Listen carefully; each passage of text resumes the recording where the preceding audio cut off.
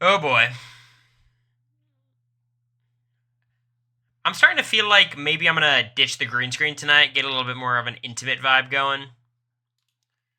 That's kind of how I'm feeling. Let me do it right now.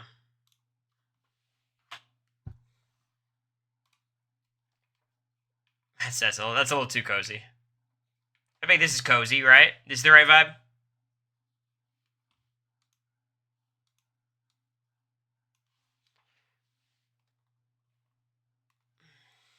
It's good. Thoughts on the Jury of Seven this season? My thoughts are, I fucking told you so. I told you so. I told everyone this would happen. Everyone just assumed it would be 9 people for no reason. It's like, no, we had no information either way. It still might be 9 person. It might be 7 person. But I think it's just the way they do things now. It's cheaper. It's easier. I don't blame them. It should be 9. I like 7 person. I think seven's good. I think 7 is better. How long will the AI arena go? I think it'll go until jury starts. So final 9. It'll end, the final 10 will be the final AI arena, is my suspicion.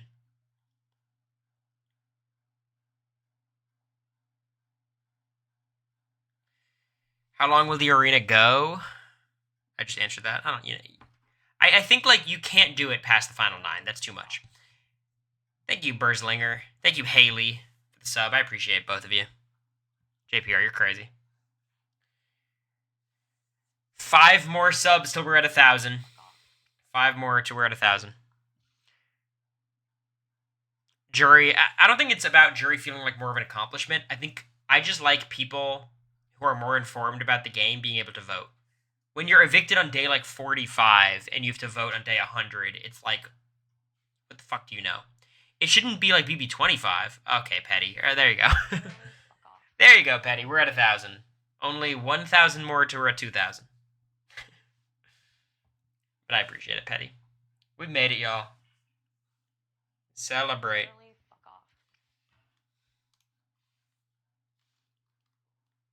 Let me. What's an appropriate song for this occasion? Here we go. Literally, fuck off.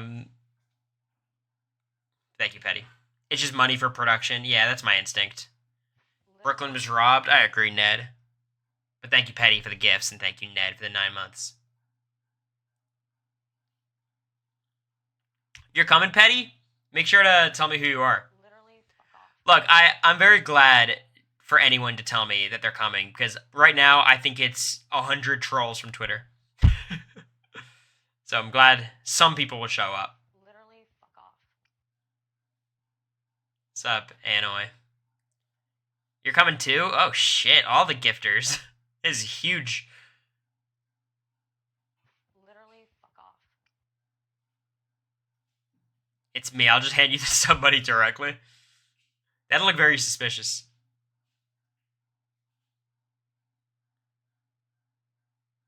Angela will win third HOH. So how does this work? Are they going to wait for the Pacific airing to be over before revealing? Is that how this usually works? Because that's delayed because of the DNC.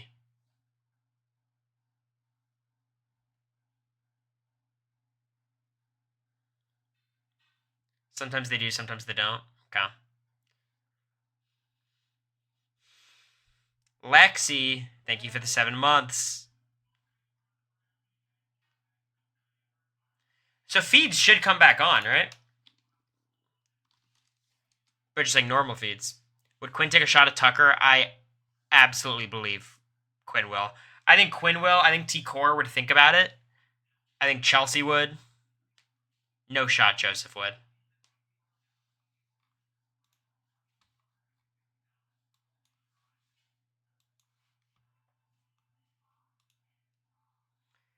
T. Core may attempt a backdoor. Honestly, anyone who's targeting Tucker should not mention targeting Tucker until the veto's over.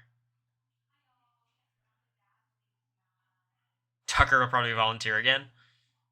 Probably not, but it's a possibility. I think T. Core is the best outcome. Quinn's fun, but T. Core is probably the best outcome. I think Quinn is a very likely nominee. But I will say, with Tucker out of it, I think Quinn is the most likely person to win a comp at this point. And yeah, Tucker has the AI arena. He's not going anywhere. Because here's the thing, y'all. I know you guys say, like, oh, the AI arena, they're equitable. But some people are better. Tucker would have crushed everyone in this arena. Like, we all try to get an interview with Brooklyn for the Patreon. Probably not. I don't know. Like, Brooklyn doesn't strike me as the type of person I'd be friends with outside the house. No disrespect to Brooklyn. She seems great, but, like, we're very different. Yeah, I don't think she's going to be on Twitch or anything. Back to them. Anti-married mother. Another season without a married mother winning. Because I know Angela's a married mother, but, you know, she doesn't self-describe as much. Tucker would win. It's not a winner at this point. Yeah, that is the problem. That is my concern. Uh-oh.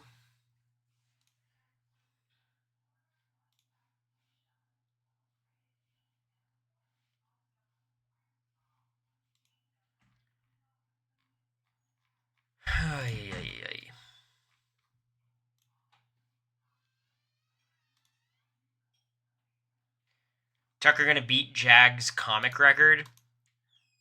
Y'all, you guys just cannot contemplate how fast Jag was on BB Comics. Y'all can try, but Jag was crazy quick. Indiana Alley. Thank you. I appreciate it.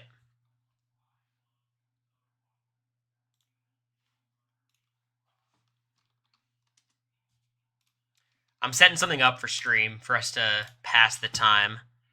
Give me 1 second.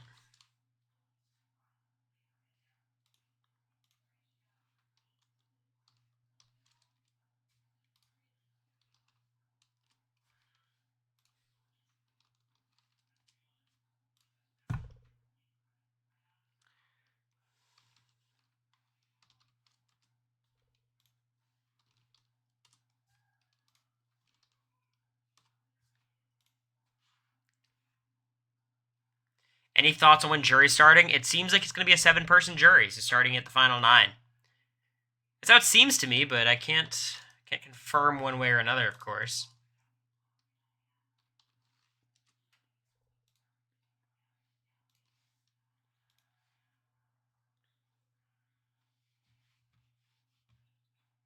Okay. I don't know if Jag would have succeeded in some of these comps. No, Jag was really good at one type of comp. Well, a couple kinds. He was good at endurance too, but like he was really good at the running around, finishing tasks quickly. And most of the comps he won was that.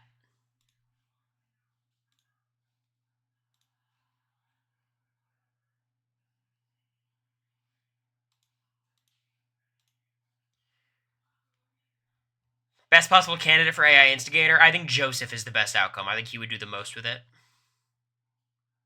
Okay, so let's first do alliances. So, alliance number 1, let's do Takemo. We're gonna. This is gonna be an extremely comprehensive brand steal. Okay. So Takemo is T-Core and Chemo, and I would say loyalty. I would say 8. I think they're about as locked in as you could be, right? It's about right. It's not gonna say permanent, but we'll say Takemo. Okay. Okay.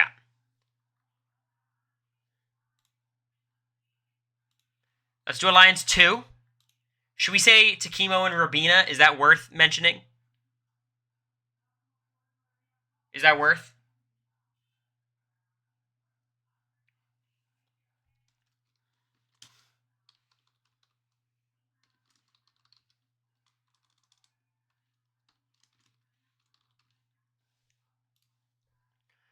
Okay.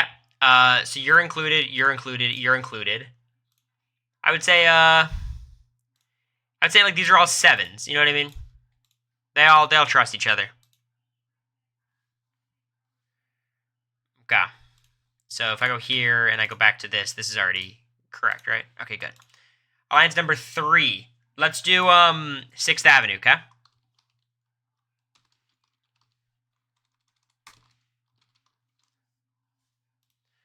Sixth Avenue is Angela, Joseph, Chemo, Tucker, Tikor, Rabina.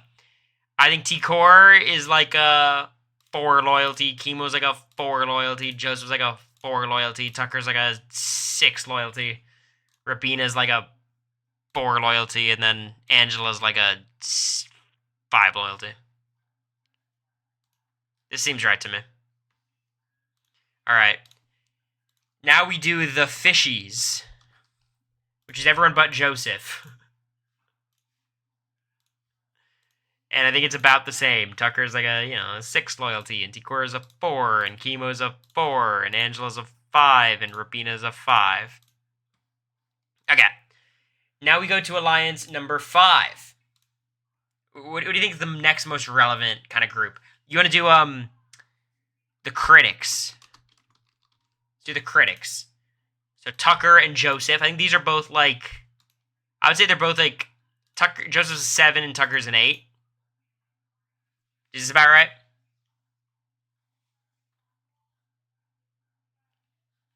This seem fair?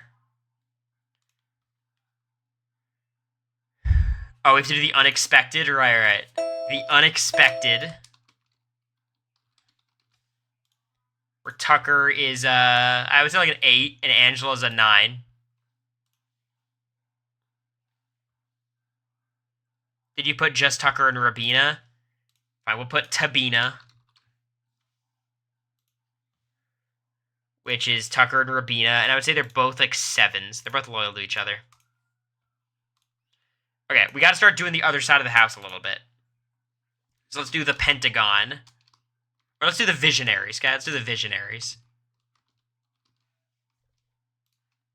Tikor's like a 4. Chemo's a 4, and Quinn's like an 8, right? I don't think he's doing 8 anymore. I'd say he's a 6 right now.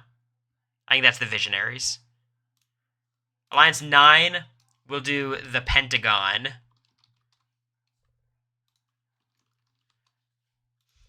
The Pentagon, where Quinn is like a 3, and like Chelsea is like a 2, and Cam's like a 3.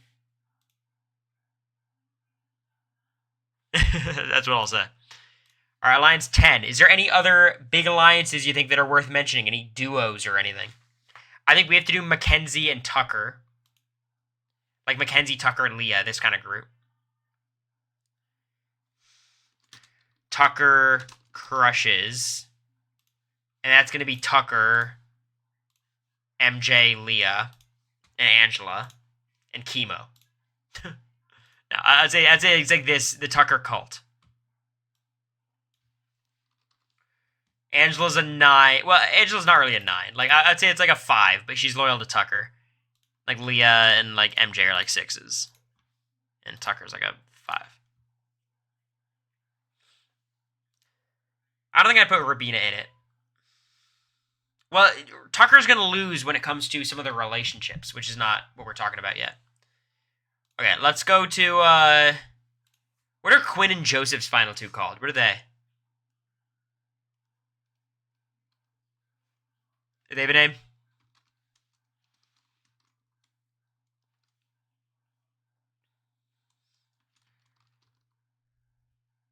Quality Uncontrol?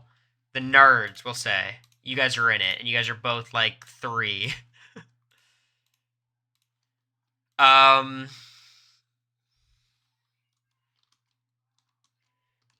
To Chemo's goal. Can we Chemo and Chelsea, and Chelsea's like a fucking 4, and both them are like 6s. Big A round. Thank you for the 7 months. Cam and Chelsea, I think that's a fair one. Cam plus Chelsea. I would say they're pretty locked in. I would say like 7s. Rabina is into Chemo's goal. Yeah, but Chelsea's not protecting her necessarily. Alright, I think this is all the alliances we gotta worry about. Please add a valid name for Alliance 2. Okay.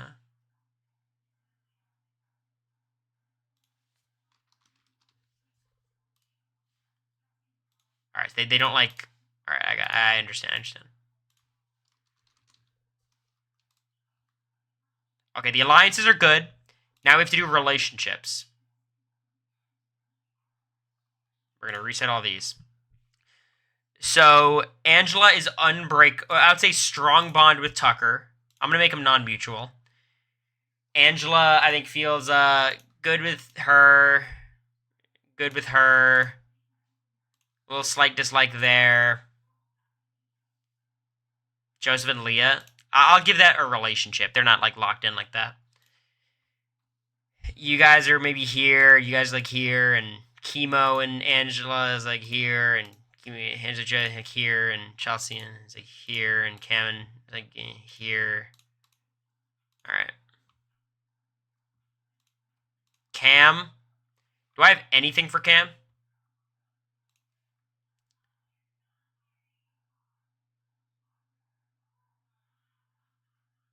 I don't think there's any. Like, Cam has, like, medium bond here.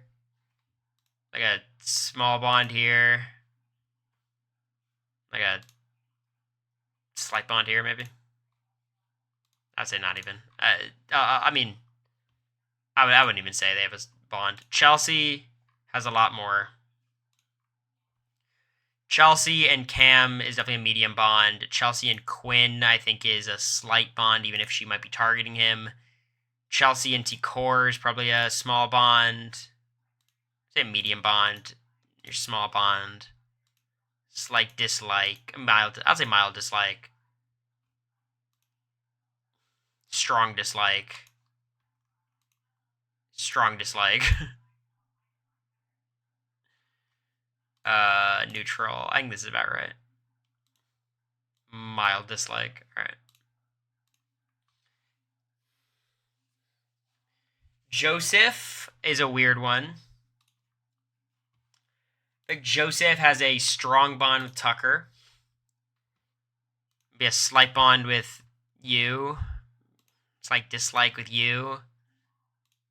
Neutral here. Slight dislike with Chelsea. Honestly, everyone's like a slight dislike for Joseph. I'd say a small bond with Leah. Alright, Chemo. Definitely a strong bond with T-Core. Small bond with Tucker. Medium bond here. Small bond with Quinn. A slight bond with Joseph.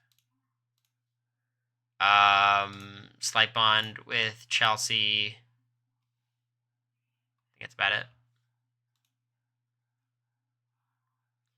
You have to click non-mutual every time you change it. Yeah, I understand. So Leah, I think, has a slight dislike with Cam. Probably a medium dislike with Quinn. Thank you, Survivor Desi. I think Leah has a non-mutual medium bond with him. Non-mutual, like, mild dislike of MJ. And then a non-mutual, like, medium dislike of Rabina. I assume compared Tucker to Luke. That's accurate. Okay. Tucker's not Luke. Luke is way worse. But in terms of the way they talk about the game, it's actually very similar. That's actually super interesting.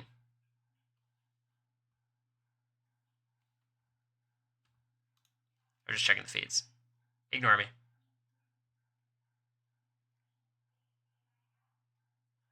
Feeds on stream. I got it. Okay. Alright, let's go to MJ.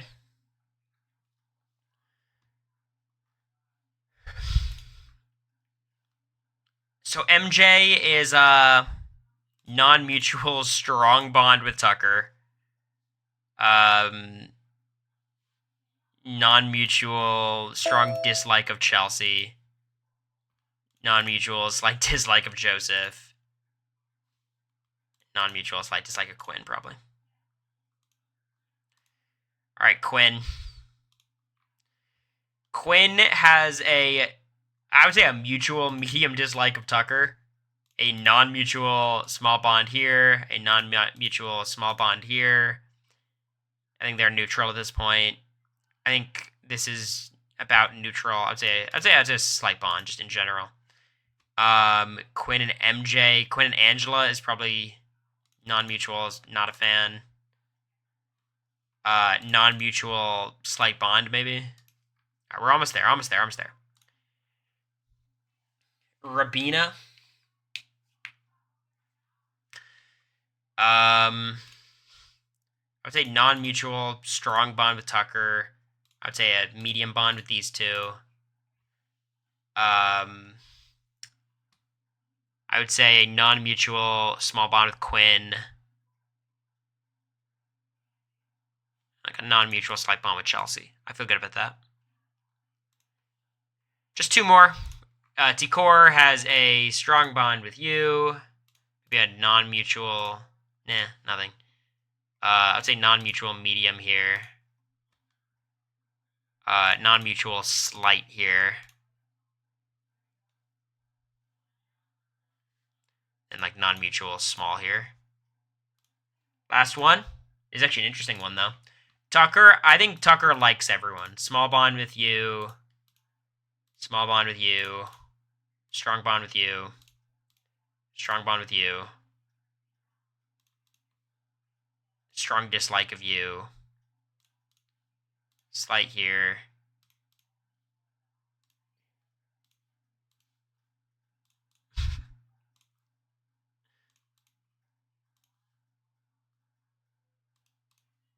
All right, I think I'm happy with that.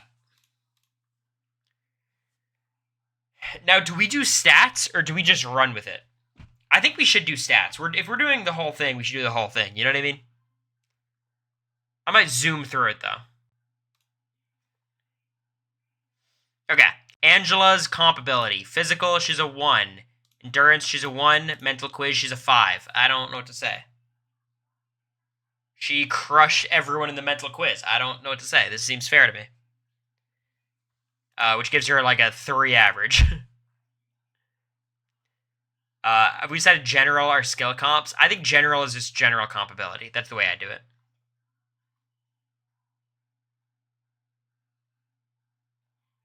Cam, I'm going to say 4 physical. He has improved himself. 4 endurance. He did well on the wall. Mental quiz. He was horrible in the AI arena, but I'll just give him a 2. Chelsea, physical comp, she's like a 2. Endurance, she's average. And then mental quiz, she won the quiz. I'll give Angela a 4. He made it to the final in a quiz comp. Yeah, the AI arena was too bad for me, but she also did bad in the AI arena. I'll give her a 4 though. She won a comp. Theoretically, she's won 2 mental comps. You know what I mean? Joseph, I think, is decent.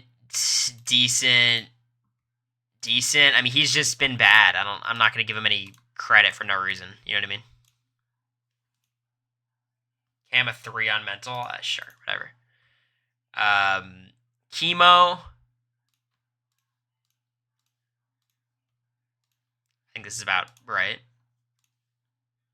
Cam made it to final 2 in the mental. All right, I'll sure.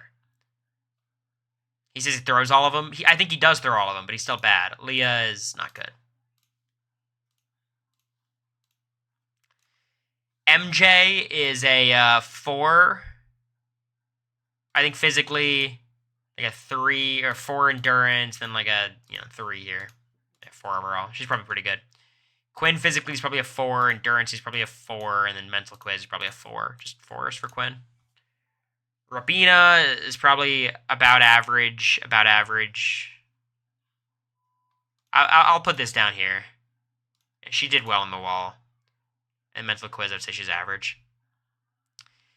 T-Core did well on the wall. We'll give her that. You're still fine. T-Core physically, I think, is probably a 2. Mental quiz, she's probably pretty good. I think this is about right to me. Leah beat out Quinn in the mental comp. Which comp? Which one are we considering mental? Just the quiz? Leah almost won week 2 HOH. You happy?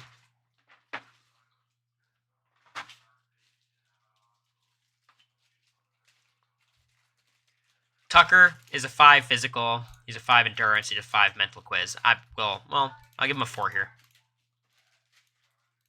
Is that fair for Tucker, you think? Oh, I gotta do my fucking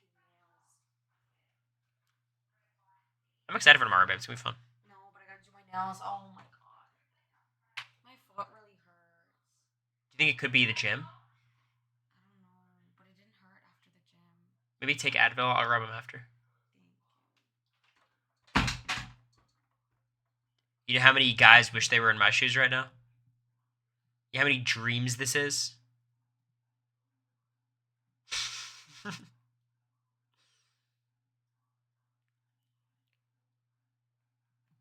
Alright, okay, strategic ability, I would say Angela's decent. Loyalty, I think she's pretty trustworthy, actually. Social skills, decent. Temperament is extreme rage. Thank you, Jennifer Connors. Happy Brett Steele Thursday, that's right. Cam Sullivan Brown. I'm going to give him a 1 for strategic ability. You have a 4 for trustworthy. Social skills are average, and temperament is always calm. I think that's Cam. It is funny, because Cam talked about, like, Jared is one of his favorite house guests. They're obviously cast in a very similar archetype. Could not find 2 opposite players. They are complete opposites.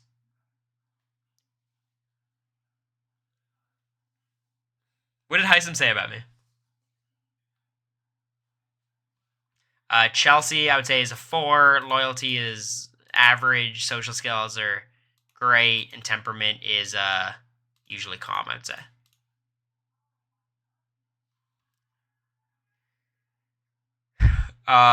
Joseph, strategic ability, I'd say is 4. Loyalty is definitely a 1. I'd say a 2. I mean, he's loyal to Tucker for some reason. Social skills are, I would say a 2. He's not, like, hated, but his temperament is, I would say, usually calm. Chemo, I would say, is, again, like a 4. Loyalty is a 3. Social skills are a 4. And temperament's a 4. Compared Quinn to you.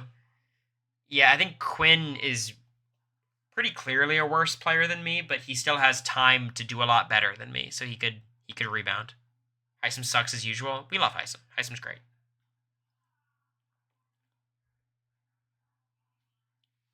You and Quinn are not that similar. It's archetypes. Leah, I would say, is terrible. Loyalty level, I would say she's a 2. She's better than some people. Loyalty, average. Social skills, average. Temperament, average. MJ is a 1. Loyalty is probably a 4. Social skills, probably a 2. And then temperament's like a 2. Yeah, I'd say average.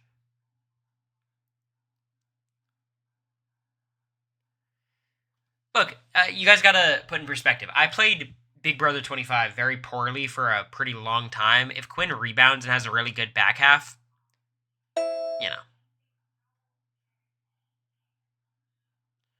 me and Quinn are disingenuous. I think Heisem never gave me a chance. But, I mean, maybe. I was trying to fake the emotion a lot. I don't think it's a bad read. Quinn's strategic ability, I'm going to give him average because all of his bad strategic instincts are sometimes outweighed by his game knowledge. Loyalty is definitely untrustworthy. Social skills are probably great. No, he has to be. He has to be here. I think this is right. You can't give him a 3 for strategic ability. Rabina is definitely a 2.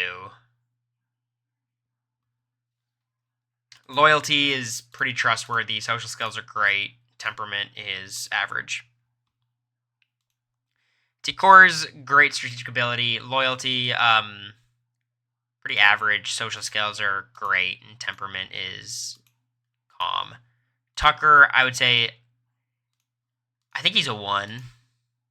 I mean, you could argue 2. Loyalty level, it's average social skills. I would say he's great. And then temperament, easily angered. Do y'all agree with my Tucker rankings? Are you thinking strategic ability is a 2? I don't think it should be.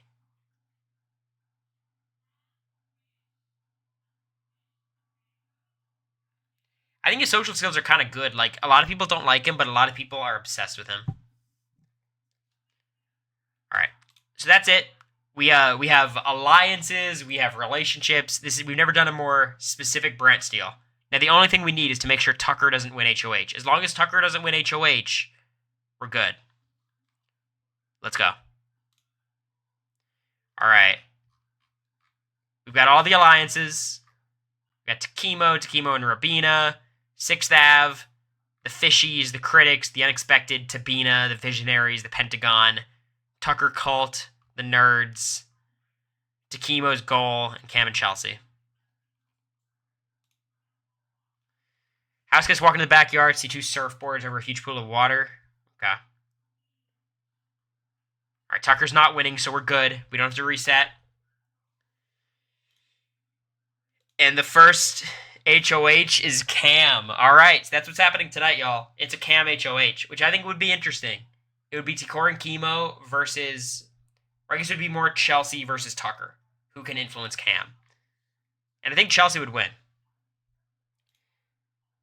Angela and Chemo. Are these realistic Cam noms? I don't think so. I think Cam would most likely target Quinn, but maybe Quinn's the backdoor plan. Cam draws Joseph. Angela draws Rabina. House gets choice. Okay. The winner is Angela. Continues the comp run. Angela uses it on herself. Okay. Cam's replacement nom, I think based on this, will probably be Leah. Yeah. Tucker makes an inappropriate comment. I don't think he would. All right. Let's think about this. I think Chemo is way too well connected. I think we lose Leah here. Seems by far the most likely outcome. Chemo. Leah. Chemo. What the fuck? All right, Quinn votes Leah. Rabina votes Leah. It's 3-3. T-Core is going to vote Leah.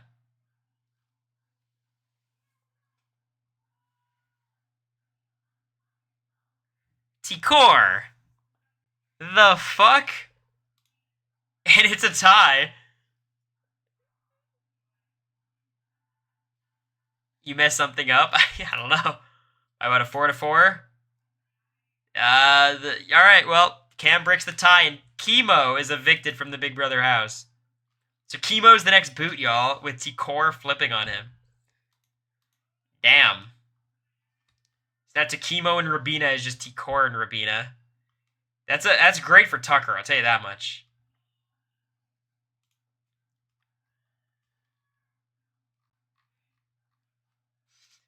Tucker's eligible to win HOH again. And he immediately does it. Yep, that's about right. Brant Steele is doing pretty well. T-Core found out Chemo's riding her out to Tucker. It seems relatively likely. Oh no. So Tucker's the new HOH. Look. The simulators did one thing right. Quinn and Chelsea. Alright, they're kind of popping off right now. The wine hitting. It's not even wine. It's like margarita, pre-made margarita stuff. It's kind of strong. Tucker puts up MJ, or picks MJ rather. Rabina and Cam. And Tucker got the veto.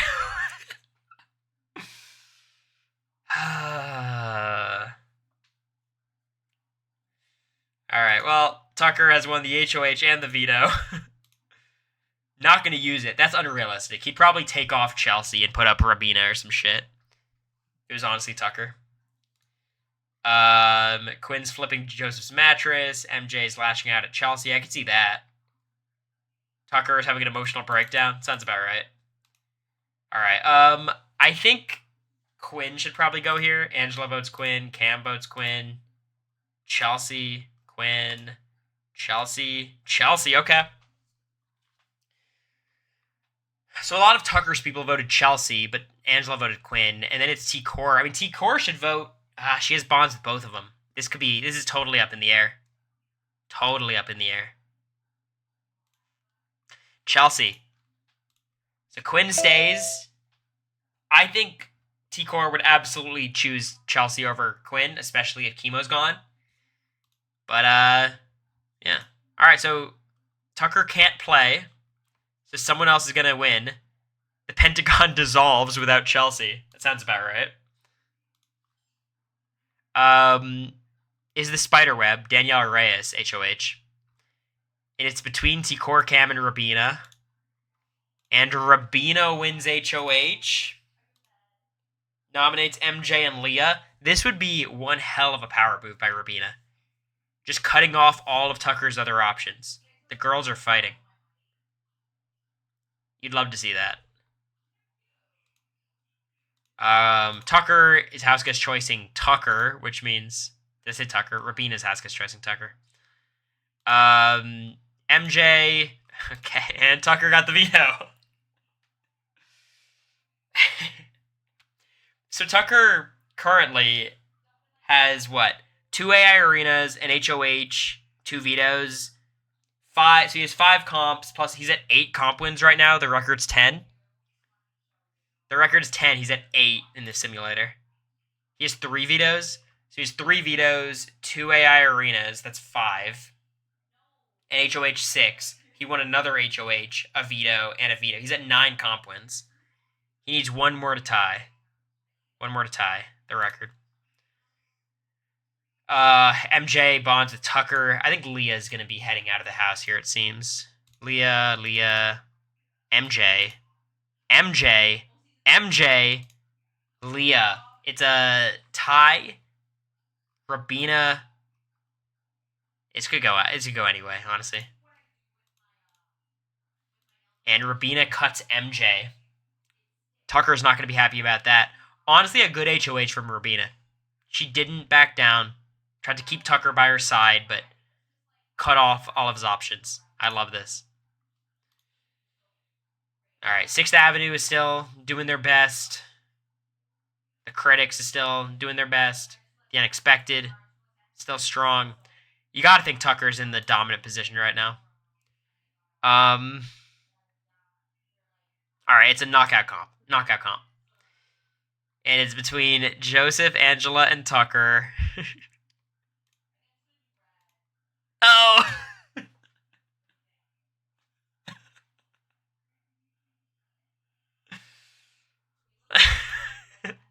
Tucker has tied the comp record. Nominates Quinn and Cam. Tucker house guest choices Joseph, alright. And the veto comp is an untangling rope kind of thing. And Tucker's in the top 3. T-Core gets 3rd. Oh no! The comp record! Tucker has won the power of veto. So far, he's won all 5 comps he's eligible for.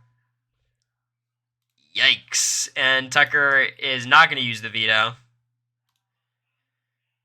Tucker and Leah bond. Tucker and Joseph bond. Quinn's continuing to spiral. I think this is Quinn's boot, unfortunately. Angela votes Quinn. Joseph votes Quinn. Leah votes Quinn. All right, it's a unanimous Quinn boot. I believe in 8th place. So Quinn gets the second juror curse, as a lot of people are predicting. 5-0, just like me. All right, Tucker can't win. Who's going to take a shot? Do you notice that Tucker is in every alliance? This one dissolved. So Tucker is in every single one. He's in 6th Ave, the Fishies, the Critics, the Unexpected, Tabina, and Tucker Cult.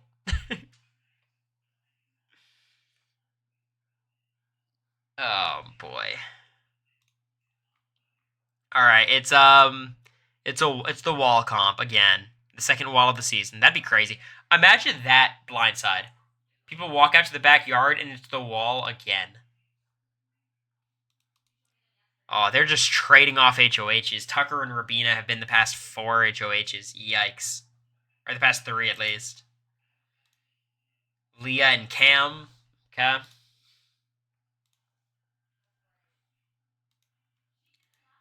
Oh, come on. Let Tucker play. Yes.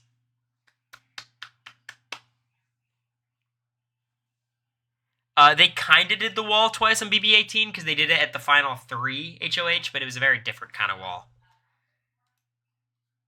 All right. Tucker's in the top 3. It is OTEV. They're doing OTEV.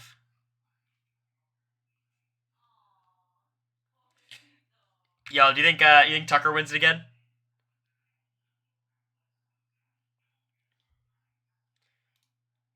Cam gets 3rd. Oh, Angela beats Tucker in OTEV. Holy. Angela uses it on Leah. Oh, Rabina, what have you cooked? Joseph, wow. Honestly, Rabina's playing kind of an iconic game. Getting rid of all of Tucker's allies one by one until she can eventually cut Tucker. Okay, so Angela will vote to evict Cam. Leah will vote to evict Cam.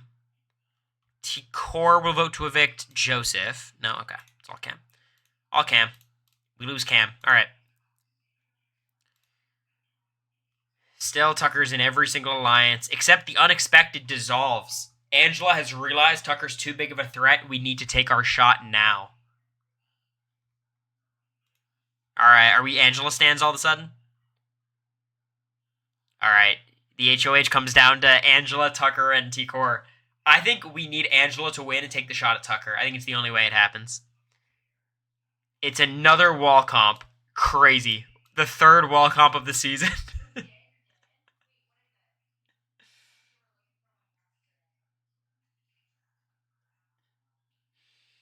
Here we go. 3rd place is Angela. Tucker got it. No.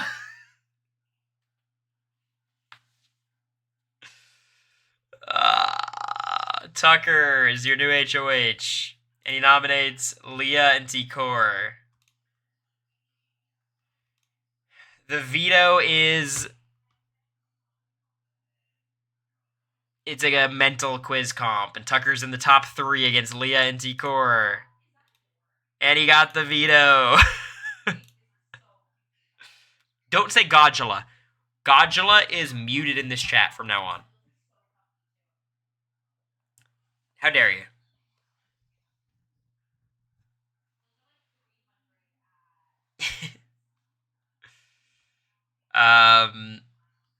Why? You don't want to know. The rabbit hole is too deep.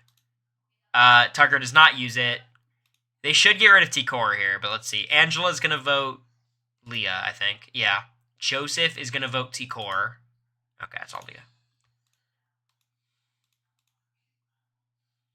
All right, well, Tucker can't play in the HOH. That's good. All right, I think we're all rooting for an Angela HOH. Damn, Rabina and Tucker have won the past 6 HOHs or some shit.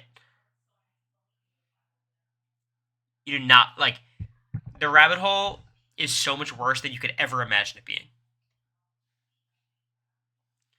Look on Twitter if you want to find out. So Rabina's won 3 HOHs now. Nominates Joseph and Angela. Eventually, you got to take your shot, Rabina. Oh, fuck. Fake horses. Give him 30 seconds time to stack gold bars. Okay. Twitter account, yeah. Here we go. Alright, Tucker got the veto. Tucker got the veto, too. Shit. He uses it on Joseph. And Rabina is forced to put up Cory. Oh, she let this happen. Tucker just ended Rabina's game right here. Oh, no. Cory is flipping out. She is not going out quiet. I love that. Cory, and Cory is cooked. We're at the final 4. Tucker has 5 POV wins and 3 HOHs. Not to forget his 1 HOH before this. So right now, Joseph has 4 HOHs, 8 vetoes, and 2 AI arenas. Just remember, this is just from the final 11 on. He has 8 vetoes, 4 HOHs, and 2 AI arenas.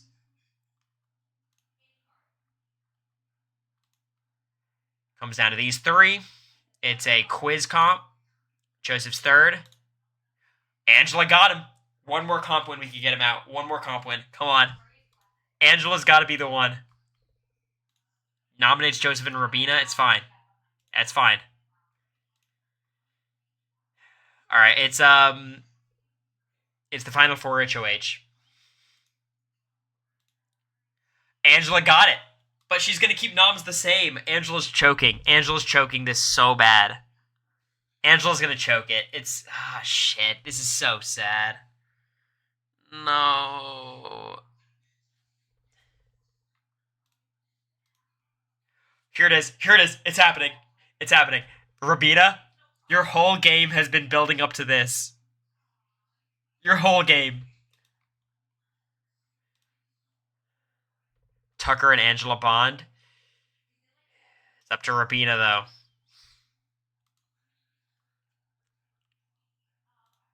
No!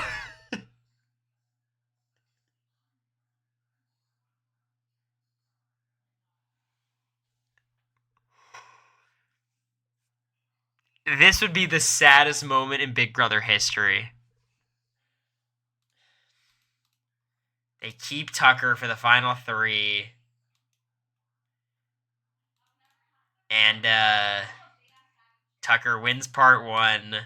Angela wins part 2. Here it is. This is it. This is it. Tucker got his 5th HOH.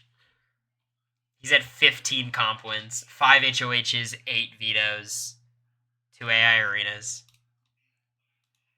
And Tucker evicts Robina. Oh my god.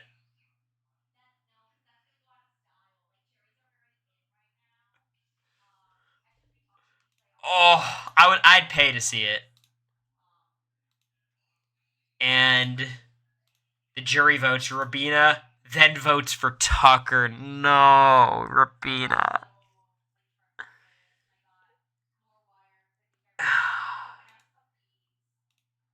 Ah, oh, shit.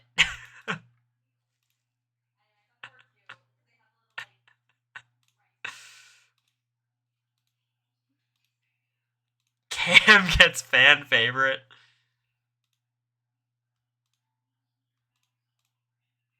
And who was Tucker the fan favorite? No, he was mid the entire time. Look at these challenge wins. Tucker's got 9. Let's simulate it again and just see how this works out. So week 2, MJ's gone. Cam's gone. Quinn's gone. Is it like possible for Tucker to lose with the stats we gave him? Doesn't.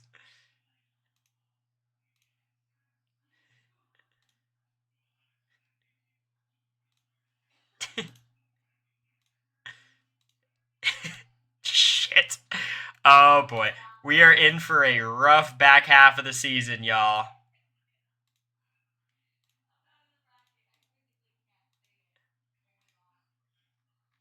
Alright, well, let's look at the comp wins. Here, Tucker only got 7. He got 4 HOHs and 3 vetoes. Alright, we keep simulating till we get a non-Tucker winning result, okay? Alright, Alright, so it's MJ first again, then Chelsea. Let's track this. So, just to be clear, Tucker already won a veto. Now he won an HOH. Now he's got 3 comp wins. Still at 3 comp wins, okay? Alright, he got his 4th. He got his 2nd HOH. Quinn is making it deep this time. Tucker got his 3rd HOH. Alright, let's go from here. Quinn got the HOH, though. This is big. Tucker and Leah. Quinn being the sole vote to evict, he can't be. Here's the problem, though. Quinn can't be the sole vote to evict because he's HOH now. So Tucker is locked into the final 3 because Leah and Joseph will keep him. Tucker wins the veto anyways. Okay. But Quinn could still win final 3 HOH and cut Tucker. That is very possible. Tucker votes to evict Leah. Okay. Alright. Quinn could still win final HOH and cut Tucker. This is super possible. Joseph wins part 1. Oh, boy. Oh, boy. I think Tucker's locked in again. Tucker got final HOH. Motherfucker. Oh, no.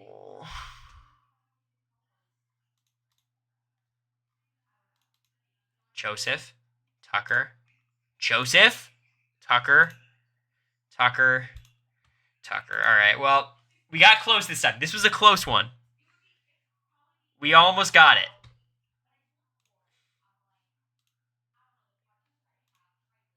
We almost got it, y'all. Next time we get it. Surely. Okay, we resimulate. Alright, Tucker and Rabina won the first HOH and POV. All good. Alright, so Quinn and Cam are gone. That's a really bad start for us. Alright, Tucker has 2 HOHs and a POV. T-Core won an HOH. This I think is a no, MJ and Key. This is hard. Alright, he's got 6 comp wins right now. Oh my god, it happened. How did this happen? What happened here? We got him.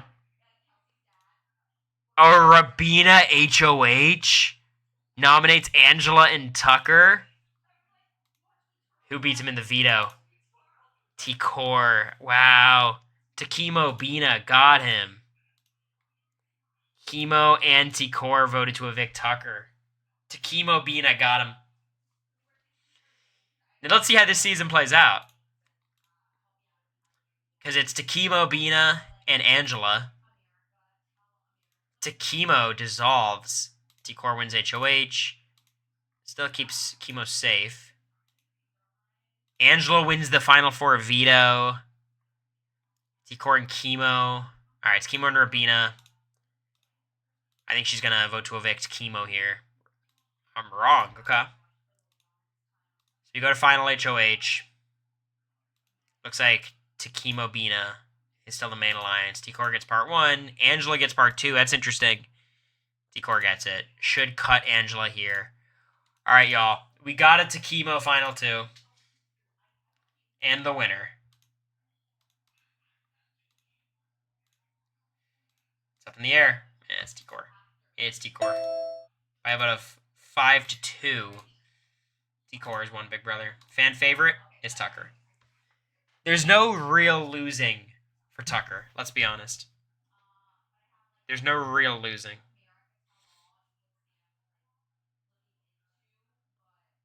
I'm so used to giving, I finally get to receive. That is the vibe.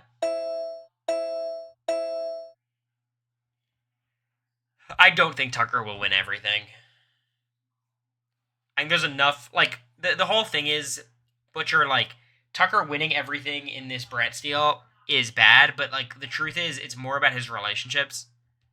Like, once the back door becomes back in play, there'll be 1 or 2 weeks to snipe Tucker out. If they don't do it, and Tucker wins out, it's on them, but they should have 1 or 2 weeks where they can have a good shot at backdooring him. I think Tucker will set the comp record. I think he's well on pace. And if he's able to make a deep run, he'll win every endgame comp. Alright, y'all. I'll be right back. I have to use the restroom, but I'll be back and we'll chat actual Big Brother, not brand steal Big Brother. Wait, stay like that? He's looking submissive and breedable. Breedable, submissive and breedable. You're a naughty, naughty, naughty, naughty boy. Naughty, naughty boy. Naughty, naughty, naughty boy. You're a naughty, naughty boy. I like America a lot. Fuck me. Got you now. Took a while, but I worked you out. Liar, liar.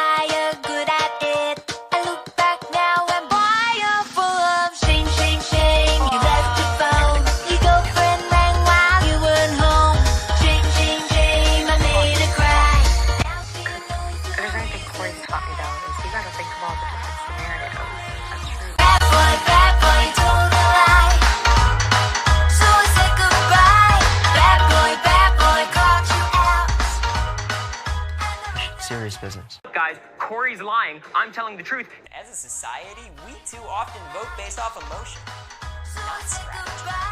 Bad boy, caught you out. And there ain't no You like that edit? It's a good one, right?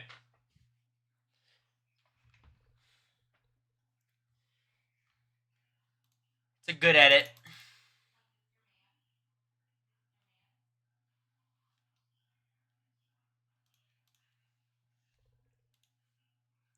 Jag number 1.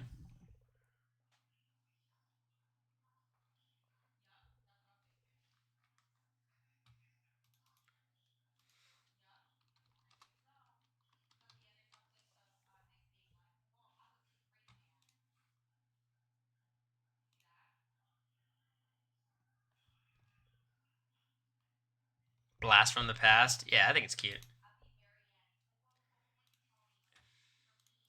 Okay. BB25 tier list based on how good of casting they were.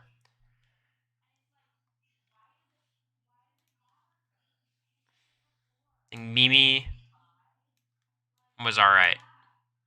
Luke is not real. I think Red has to be here. No, Luke's on his own tier. Izzy is S tier casting.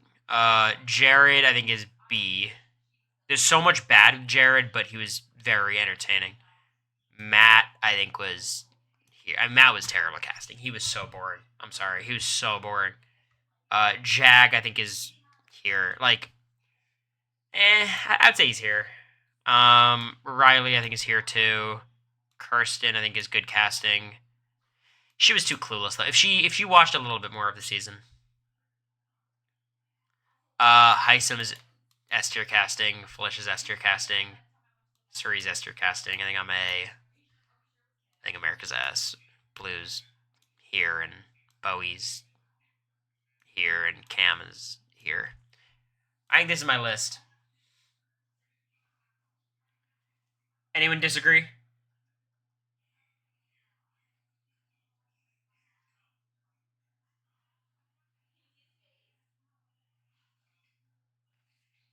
Mike thinks Cam should be higher. That's my list, and I'm sticking to it. Alright. New tier list. BB25 based on how they would do on a return.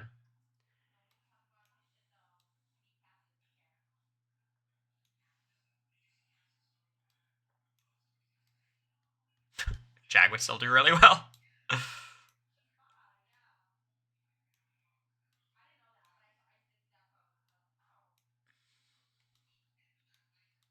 Matt would still win. I think America would do here. Luke would not get expelled again. Kirsten would not do well. Heisen would not do well. Felicia would do the same. Cam would not do well. Bowie would do the same. Blue would be here. I think this is right. I think Jag would do well in a returning season, y'all. I really do. I don't think Jag would be considered a threat. He's networked pretty hard. I think everyone does about the same, honestly. This is like the finalists, third plays, all of the jury, and then all the pre-jury. It's the exact same. I guess here Cam is the last one.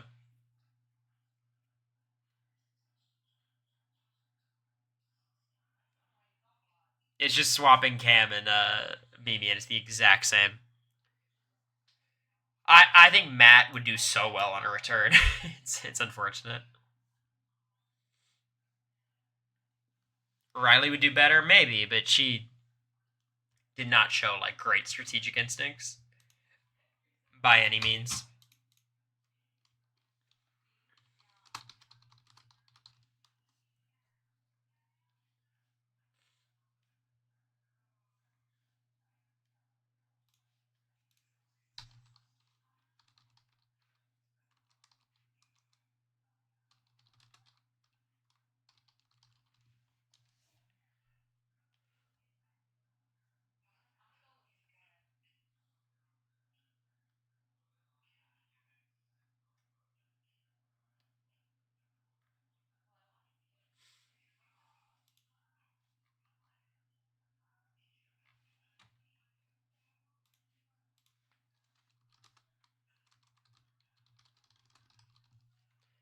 Feed's not coming back till after HOH. It kind of seems that way, right? Would you ever get a cat? I think America's anti-cat, unfortunately.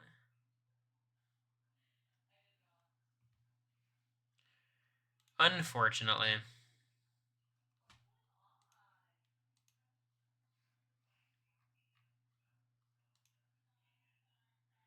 They must have gone straight into the comp. That's good, because that means we'll get an actual, like, real result. Somewhat early.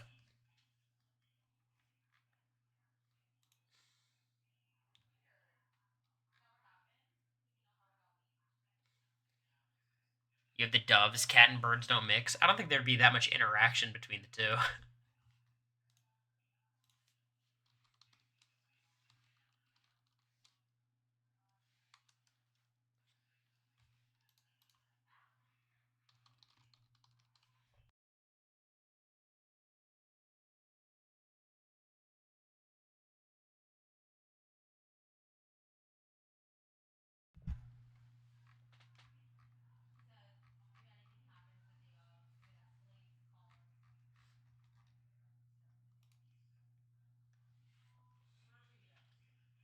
I am going to decorate my streaming room once I get the actual streaming room.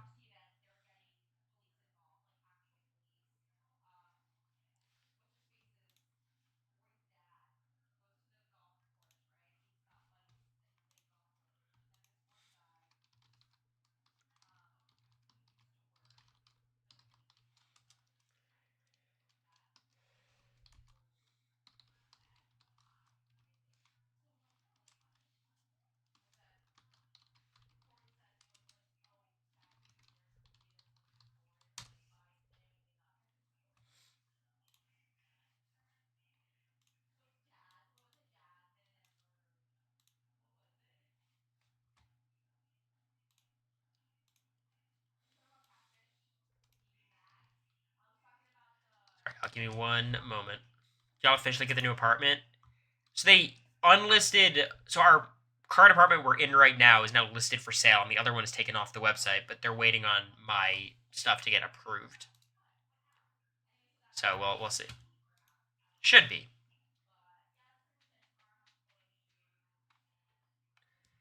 Decorating your stream room when? Well, I have a couple streams planned, non-Big Brother. One of them is buying stuff for my my new room. The other one is Halloween costume. Couple of costume ideas. See, I'll just start cooking.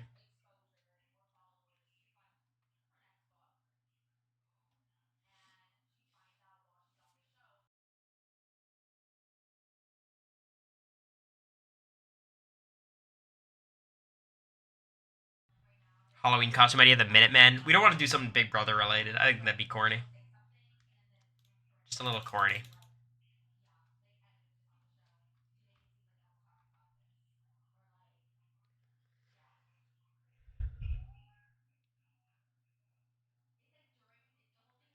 Who do you think is most likely to go home this week?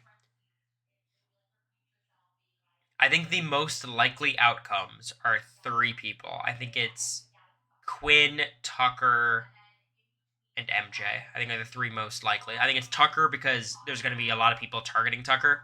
MJ because I think MJ would be the backup target for a lot of people targeting Tucker. And then Quinn because he's almost starting to be nominated.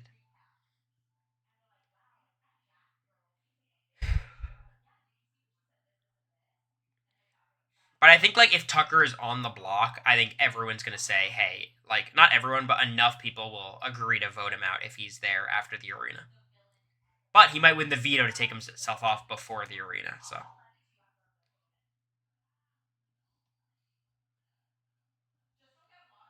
I hope not Dee Dee, that'd be stupid. She said you think it makes sense like they would end AI Arena by just having a vote with 3 people to shock people.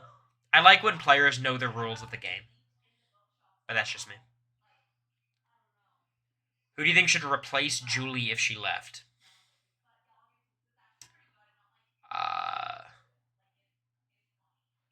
I don't think it should be Taylor. I feel like Taylor would be. You don't want Taylor to become corporate. You know what I mean? I want Taylor to be able to say whatever she wants. I think Arissa Cox is the answer. Arissa would be perfect.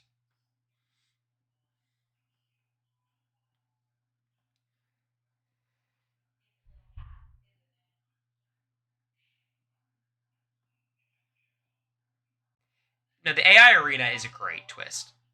I don't like what it does for the game, but Big Brother is not a game first. It's a TV show first. And it is really good for the TV show. Would you enjoy being the BB USA host? Yeah. But I would definitely be more of a Jeff Probst than a Julie Chen. Like, I would try to get very involved. Which is not what they want. I don't think Grodner is looking for more input. But Arissa Cox is as good of a host as you could ask for. In any TV show. Reality show.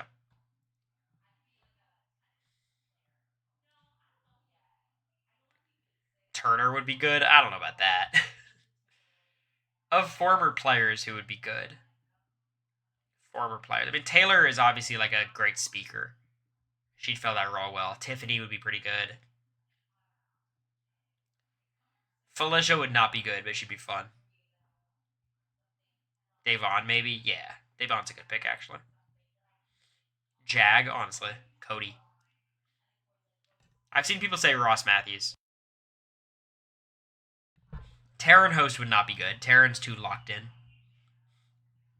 Did y'all enjoy the live feed update? I thought that was my best live feed update yet. I thought I was cracking jokes left and right.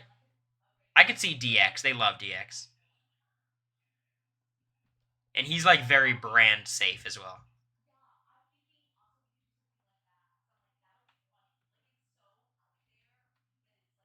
The American Cameo was funny. I was nervous she didn't know she was on camera and she'd like just walk by naked. And I'm glad that didn't happen.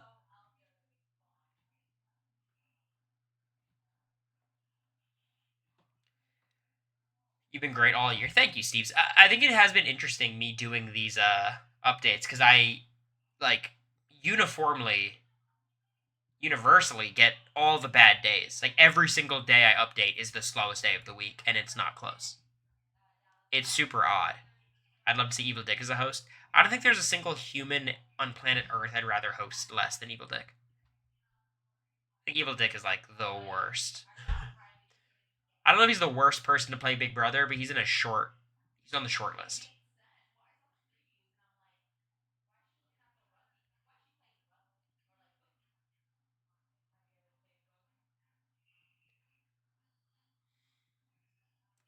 AI Arena kills Tuesday feeds.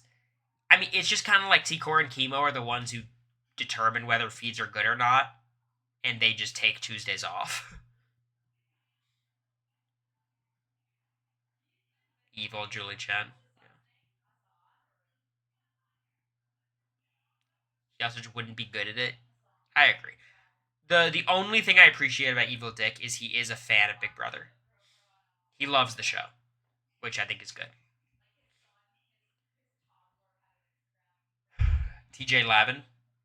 I'm curious. So, for anyone in chat who watches the challenge, who's your GOAT? Who's the best challenger of all time? Do most people think it's Bananas? Do people think it's CT? Is it Jordan? Most people say CT. Okay. I mean, CT is very recently, right? Just because he won so many seasons. Like, Bananas won a couple of team seasons, right? Which people don't care about as much.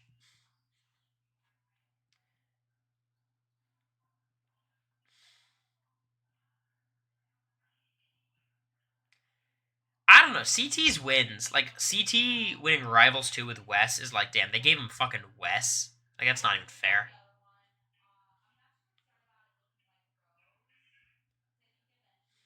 Honestly, based on what I've seen, I think Jordan is probably the answer. Like, because Jordan is comparable stats-wise, and he started so much later. And I hate Jordan.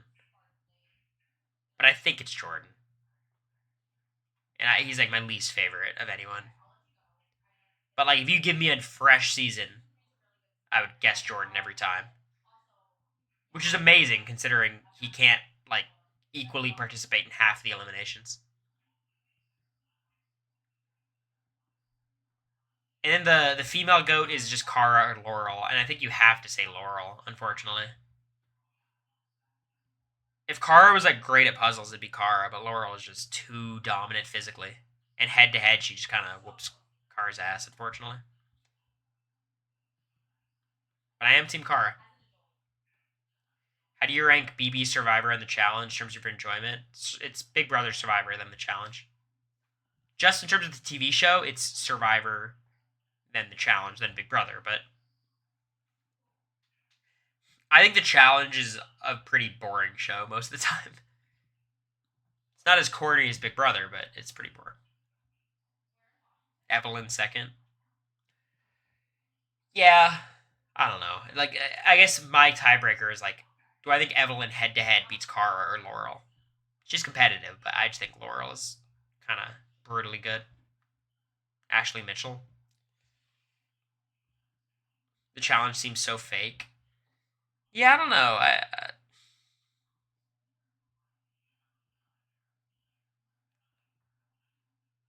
Evelyn beat Cara and Laurel, Rivals won. That's really early, though. Like, Cara was not fully formed at that point. I've seen a couple of the DMCT seasons. Saw, was it X's 2? X's? They went out pretty early. I watched the Infernos. I watched the Duel. I've watched most of it, honestly. Let's see how real of a fan I am, because honestly, I'm not that real of a fan. Like, I kind of am I'm very much a challenge casual. And I've been catching up as quickly as I can. So, let's look at this. Who can I even name from this list? So, this is Amanda. Amanda's really fun. I like Amanda. This is Anissa, who is not my favorite. I don't hate her. Avery is boring, but I like her. Who the fuck is this? Is this Ashley? No, it's not Ashley. Who is this? Can you move your camera? I don't know where to move it. I'll move it up here.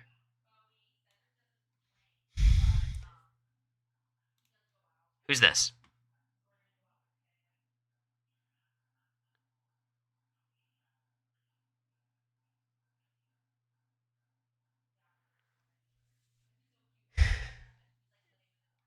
Is Aviv.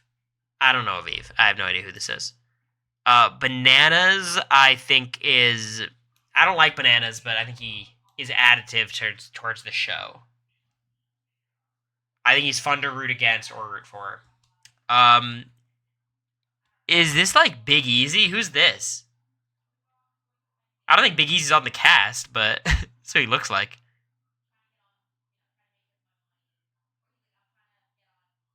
That is Big Easy? Big Easy's not on the Challenge 40, is he? Whoops.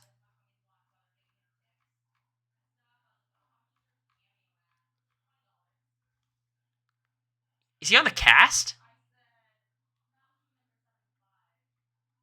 He is not? I mean, it'd be fun. Give him an A. Okay, so this is just everyone. This is Big T. I love Big T. She's fun. This is Brad. I think Brad, I hate...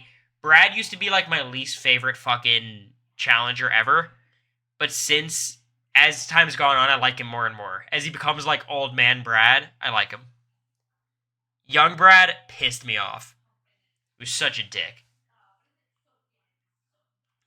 This is Brandon. I know it's alphabetical, so it gives me hints. Brandon does absolutely nothing for me. Cara is great. Who the fuck is this? Who's this?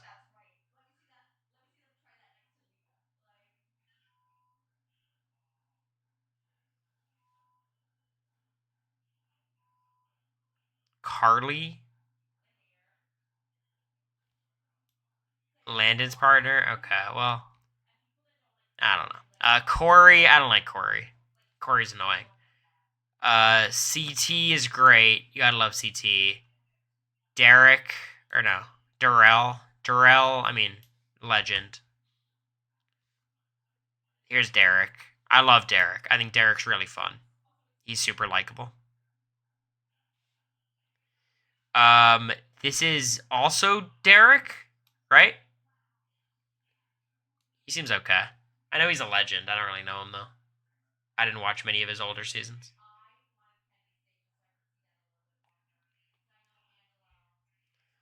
I like Devin.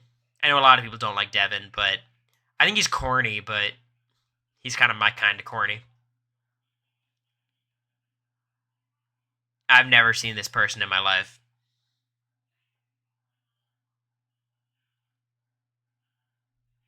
Who is this?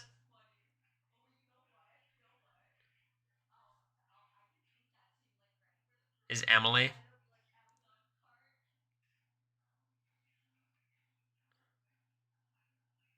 She did blackface. That's enough. I've heard enough. Emily Schramm. Okay, I know the name.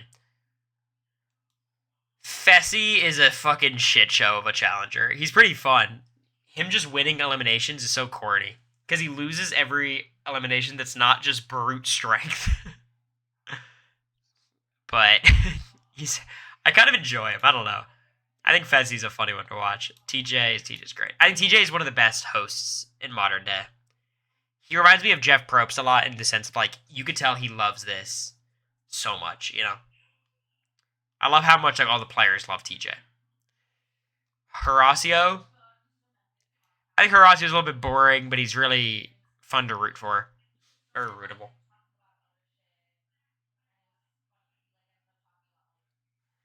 Emily was also raised in a cult and was encouraged to do the blackface by others when she asked if it was okay. C tier.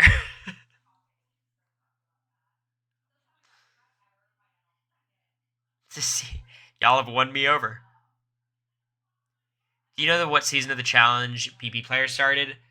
It was BB. It was Vendettas, right? I think Vendettas was the first batch of Big Brother players. It was like Victor and Natalie and them. Was it earlier than that? Which would be season 31 of the challenge. Funnily enough, it was my first season of the challenge watching live, which is kind of crazy because here's what I remember of the challenge, because I was kind of watching very sporadically because my mom loved it and I'd be in the house. I remember Vendettas happening and I thought it was fun. I watched like the whole season. Then I remember like the War of the Worlds shit happened for like a lot of seasons, and maybe it was just 2 seasons. But I remember like that era, and I didn't really watch that. And then I remember like the CT era after that, which was like what, double agents and spies, lies, and allies and stuff. And then like, I don't know. Then I went on Big Brother. So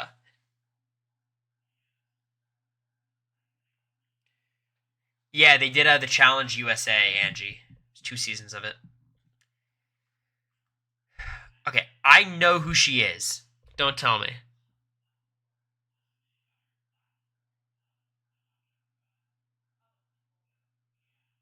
I like her.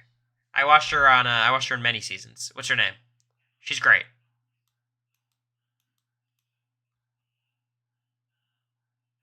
Jasmine. I like Jasmine. She's fun. War of the Worlds is good. I heard War of the Worlds 2 is one of the best. I remember moments. Like, I remember Ninja and Laurel had that weird-ass elimination. I remember Polly betraying Bananas. And I remember, like, the whole Kyle beefing with everybody thing. Who the fuck is this? Is this Tony? That can't be Tony, right? No. Who's this? Jenna's ex? Alright, D. What's her name? She's ridiculously popular, and I'm a fake fan not knowing. Oh, that's Jay. Jay the firefighter. I know Jay. It's Jay the firefighter who's friends with Nicole Zanetti. Jenny. Yeah, Jenny's cool. She's fun in confessional. Laurel? I don't like Laurel. But she's a really good competitor, so can't be lower than B tier. Now, is this Jemmy? Jody? Jody? I don't know. Who the fuck is this? That's not Laurel. I mean, y'all. Come on. Like, it's Jonah. I don't fucking know. Like, come on. They're kind of similar, no? Jonah's good. All right, sure. All right, Jordan, he gets an A tier because you like seeing him compete because like you like to see the goats compete, but he sucks. I hate Jordan. Josh, y'all, Josh is great casting. I don't care what you guys say. Josh is great. He's super fun to root against. He's funny and confessional. Like, Josh is great.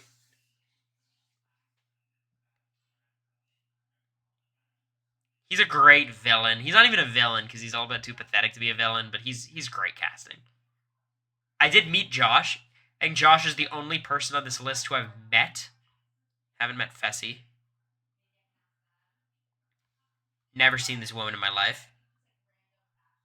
Who is this?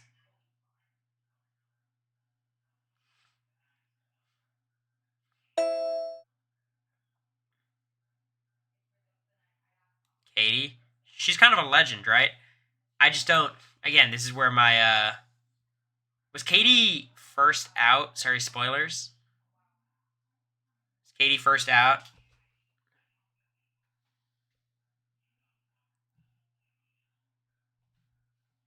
Yeah. She was the one talking about her manifesting and her psychic. She's kind of fun. I liked her a lot, actually. We missed out. Spoilers. Fell really behind on the challenge. Come on. Casey. It's Casey.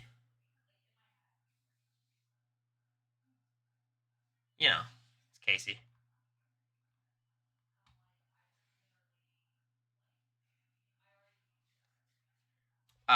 Who's this?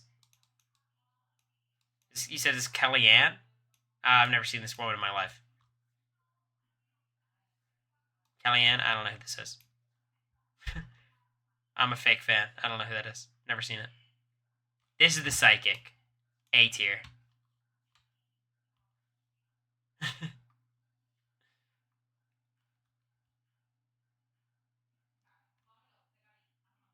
She lost to Cara last night? Yeah, I liked her. Kyland? Kyland's great casting. He's doing a great job. I have met Kyland. Kyland's great. No complaints. Leroy? I love Leroy. I wish he was a little bit more competitive these days. But he's simply not. But I wish he was.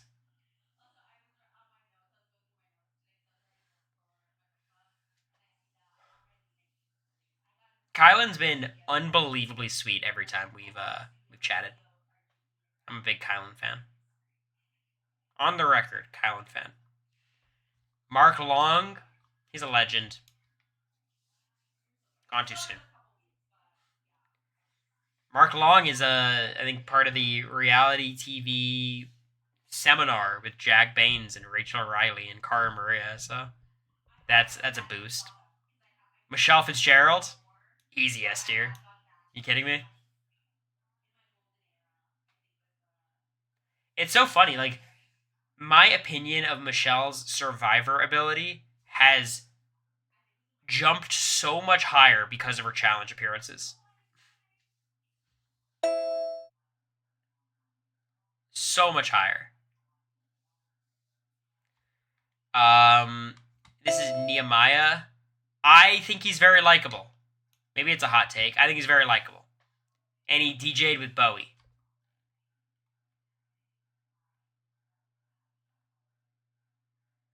That's A tier for me. You don't got to do too much to get into A tier. You just need one reason. He's got it.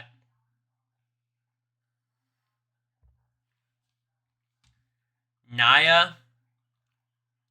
She's a beast. I'd say B tier. She doesn't do too much for me, but she's hell of a competitor. She was horrible back in the day. Interesting. She's cray cray. It's A tier.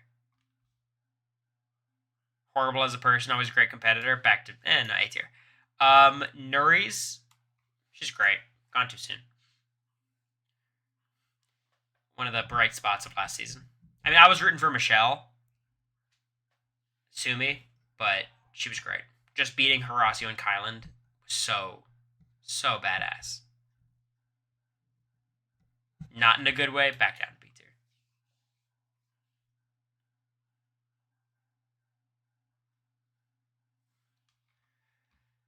This is Olivia. I like Olivia. I like Olivia a lot. I'm glad. I wish Nuri's beat her, but I like Olivia. I think she's fun.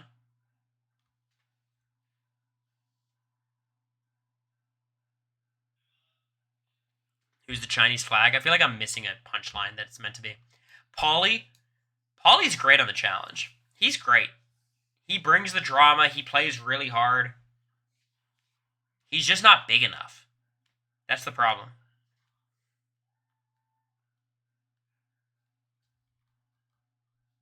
No, I get it, Mountain Doofus. I don't know why they put this here.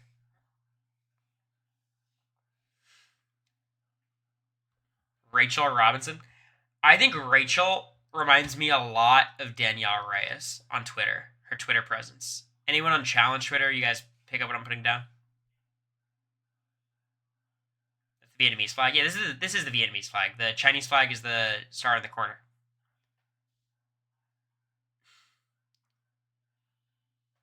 Do you guys agree? I feel like Rachel is Danielle Reyes. And she's pretty fun. She's just a really good competitor. A little bit boring, but I like her. I've never seen this person in my life. Who is this?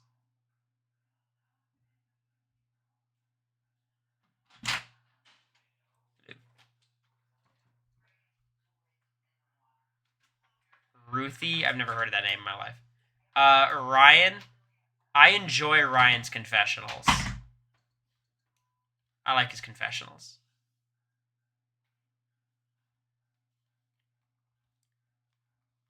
Who the fuck is this?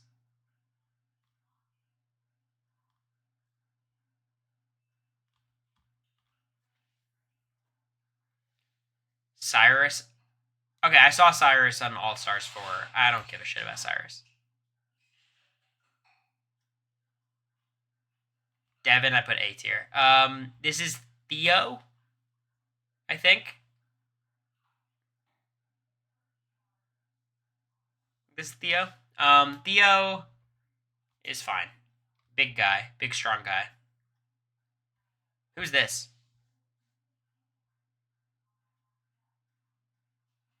Oh, this is Tina? I like Tina. Tina's fun. I wish Veronica was on this season. I feel like it's weird not having her on. Am I crazy? I like Veronica a lot. Obviously, she's not like the best competitor these days, but I feel like for a season of like season 40's magnitude, people are talking about Wes not being there. I feel like Veronica should have been there.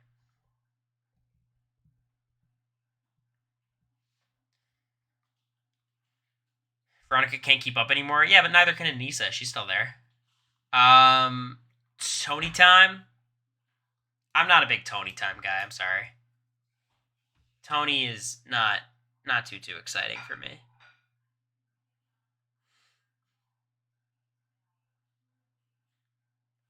Just a wee bit boring.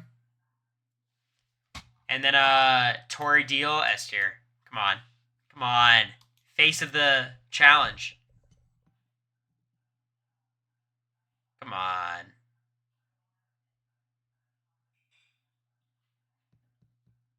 What are you going to say about this?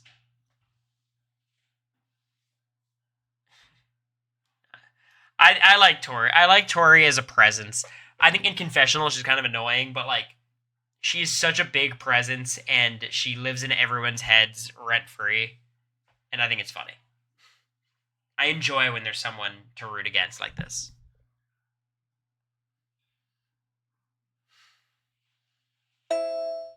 Tweet this out for tierless drama. Y'all can go for it. Get your screenshots in.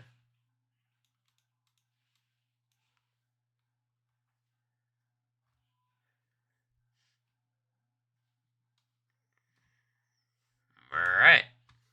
Good. What to next?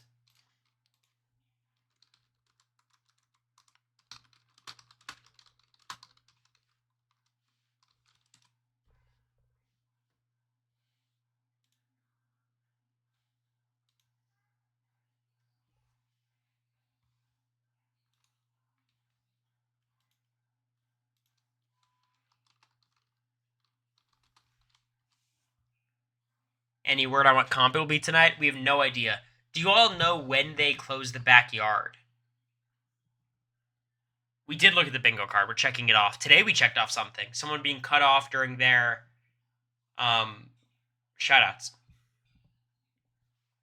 They closed it yesterday, so it's likely to be a quiz.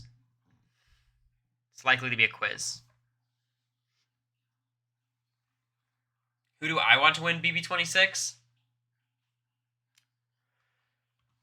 I think Joseph would be a satisfying answer right now. I think Chelsea would be fun. I think those are kind of my Quinn would be crazy. I just don't see it happening. All right. Big Brother 25 house guests by how likely they are to return to a TV show. I think America is unlikely. I don't think production loves her. I think Blue is slightly more likely because they like her character. Bowie has no shot. Cam, I think, has to be A tier. He's AFP. He already got invited to another show. I think I'm in Blue's boat. I think Felicia is with Cam. Heisem, I think, is just unlikely, but we want it to happen. I think Izzy has no shot, unfortunately. They just, like, if they wanted Izzy back, they would have shown her to be, like, the best casting they've ever done. You know, like, she was great casting and they didn't show her. You know what I mean? Jag is very likely to be asked back, I would imagine. Jared, I would say here just because of Suri and the challenge. Kirsten, I think, has no shot. Luke has no shot. Matt, I think, he was so boring, though. The challenge is saving him. Mimi has no shot. I think Red has no shot, I think. And Riley is, like, here. I think this is the list. Any criticisms? Did I do anything wrong?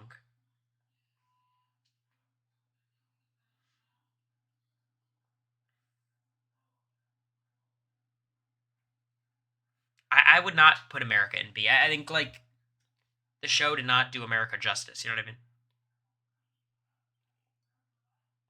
Drop Felicia. I agree.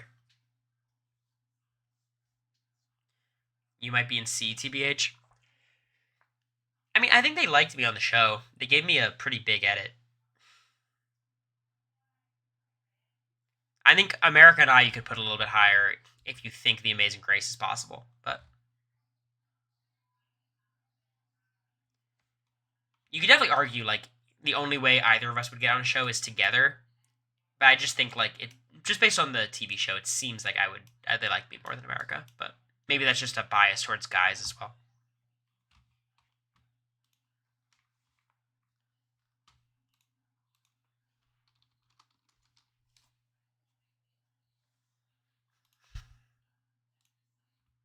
Try watching week 12 first. I heard it's kind of a bummer we stopped the rewatch there because I know she has a really good week.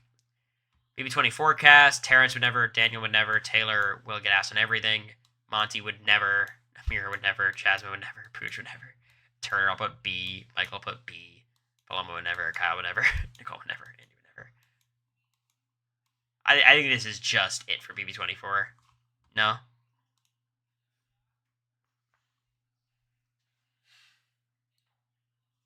Alyssa C for the challenge. Just could she get asked back for the challenge? Maybe you as well. Alyssa did the challenge. I mean, Amira did the challenge, right?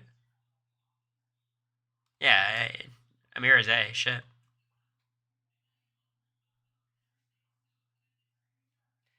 Is the Challenge USA done for good? Not necessarily. It hasn't been renewed, but it hasn't been canceled. It's just kind of waiting to see if it's picked up. But yeah, Monty too. Yes. Alyssa was there. Look, I'm. It's kind of a bummer that like they stopped doing the Challenge USA and asking Big Brother people to do things with BB 25. But I think I'm kind of happy because they wouldn't have asked me. Like from our season, if they were doing the Challenge USA, they would have gotten Jag and Matt locks. Jared probably. Blue is almost a lock. They might get me and America, but maybe they would just ask America. I think they'd have to ask her if they were trying to build a cast. Riley for sure.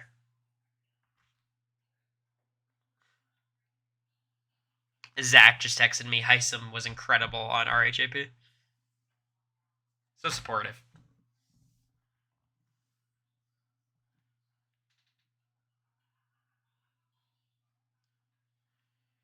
That's his man. Honestly.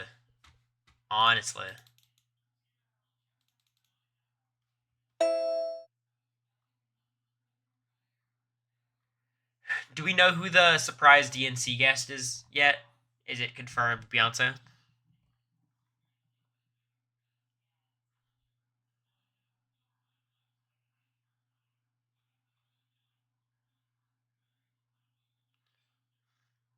It's not Beyonce. It has been unconfirmed Beyonce. Interesting.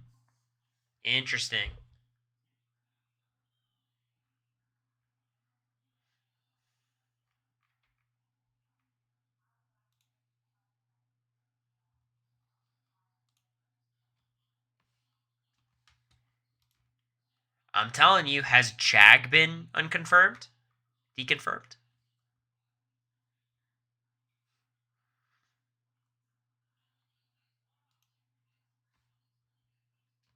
Rumors of Oprah? I thought Oprah was already spoke, no? I thought she was already like a surprise that's been announced.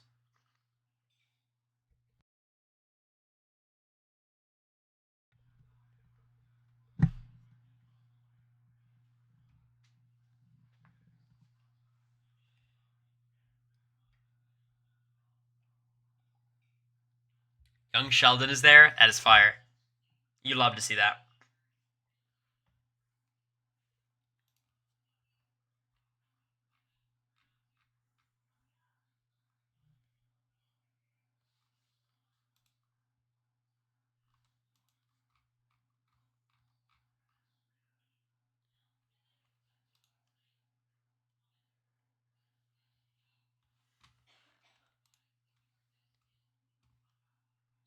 We're definitely asking her to do the game room. You have to understand how humbling it was going to the Big Brother Canada finale, and like Bailey and Spicy V were like excited to meet us. That was crazy.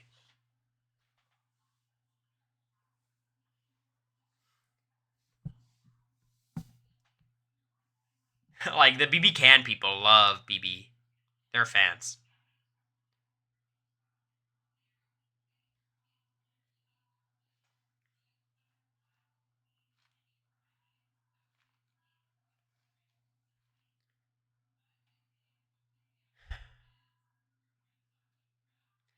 Yeah, Bailey's great. The weirdest thing that happened during the whole all this with Canada was going out with Kevin Jacobs. It was me, America, and Kevin, and we're just hanging out in Toronto. And someone like goes up to us and is super excited to meet myself and America. And they're like, "Oh my god, can you take a picture of us, please?" And hands the camera to Kevin. And it's like, do y'all know who he is? Like, this is the Dan Giesling of your country.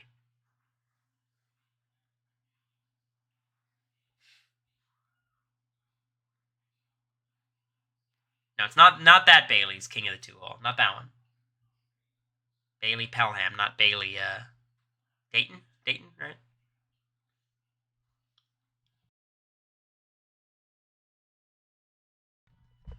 I would say BB Canada 10 is one of the best seasons of reality TV, like the TV show, I've ever watched. Thank you, Nicholas, for the gift. Happy Illinois. You got what you wanted.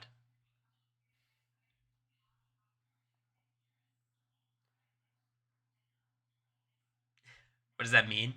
Maybe you were just saying that you couldn't subscribe, but Thank you, Rick, for the prime. I appreciate you.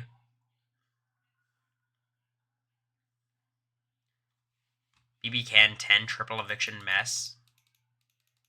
It was a shit show. Who went in that? It was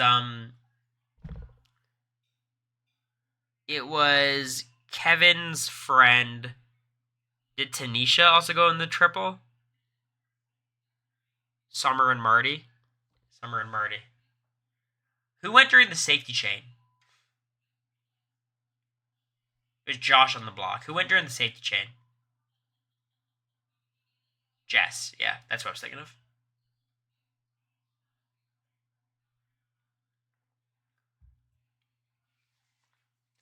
You guys you want me to leak my Kevin Jacobs pregame conversation? Because that was a privilege. Being able to talk to Kevin Jacobs before the season was so cool. Because I truly had fallen out of love with Big Brother. Not for any real reason, but, it was COVID. I just stopped caring. BB21 was so bad. I watched BB22. It was so disappointing. So to get back into it, my brother's like, you gotta watch BB Can 10. So I watch it. Puts me in touch with Kevin Jacobs. So I watch a season, then I get to talk to him. I'm freaking out. And basically what he told me was like, my brother showed me a text conversation between him and Kevin. And it was like, so my brother might be on Big Brother. He's 21. And Kevin's like, fuck. And that cracked me up. I did not watch it live. No, not at all.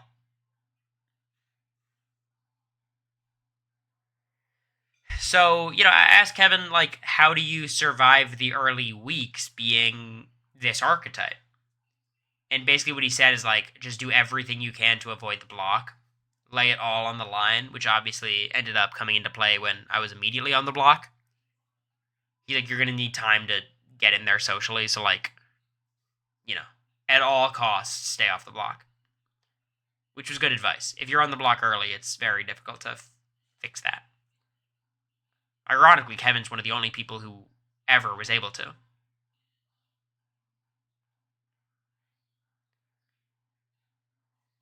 Is watching past BB seasons worth it? Yeah. The older seasons, the episodes are actually watchable. I would not recommend rewatching Big Brother 23, 4, 25, But watching Big Brother 2 is terrible too. Like watching Big Brother 3, 4, 5, 6, 7, 8, that's fun. 10.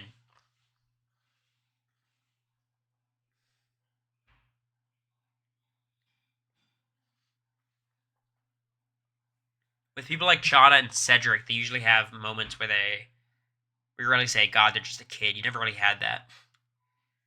I think the difference between me, Chana, and Cedric is I am the youngest person and outwardly the superfan. I don't think Chada was viewed in that same lens. Like, that was Michael. Not Michael. BB23. Who was the superfan on 23? They didn't have a clear one. Tiffany was kind of a superfan.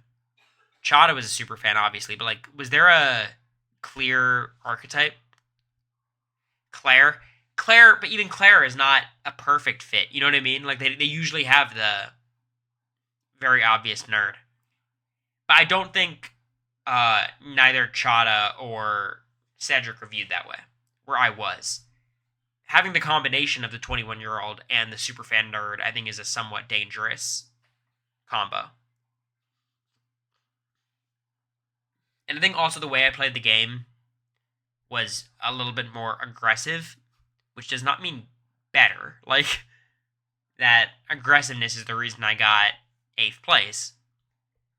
But I think it was hard to, like, infantilize me in the same way within the house. Outside the house, everyone was infantilizing me, but inside, I think people had a lot of respect for me. Feeds are down.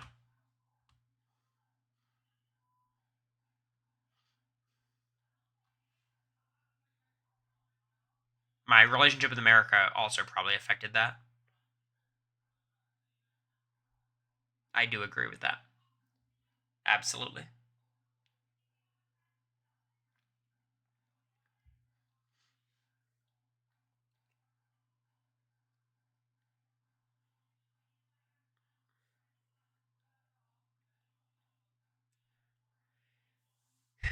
Yeah, I mean, I think in a lot of ways in the house, I was very immature and I seemed immature. But Cedric, I think, is so much more energetic that immaturity is more obvious.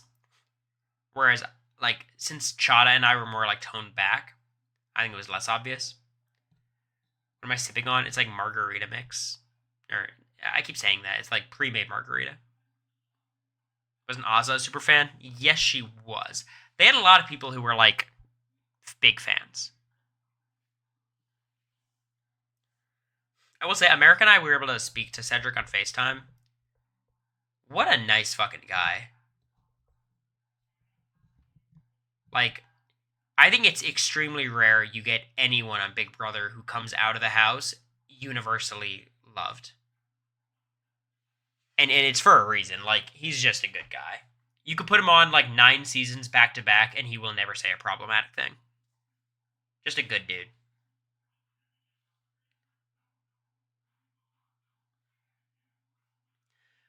So Survivor Dissy, I agree with your comment. I had a lot of win equity in terms of, like, if I got to the final 2, I think I beat just about everybody.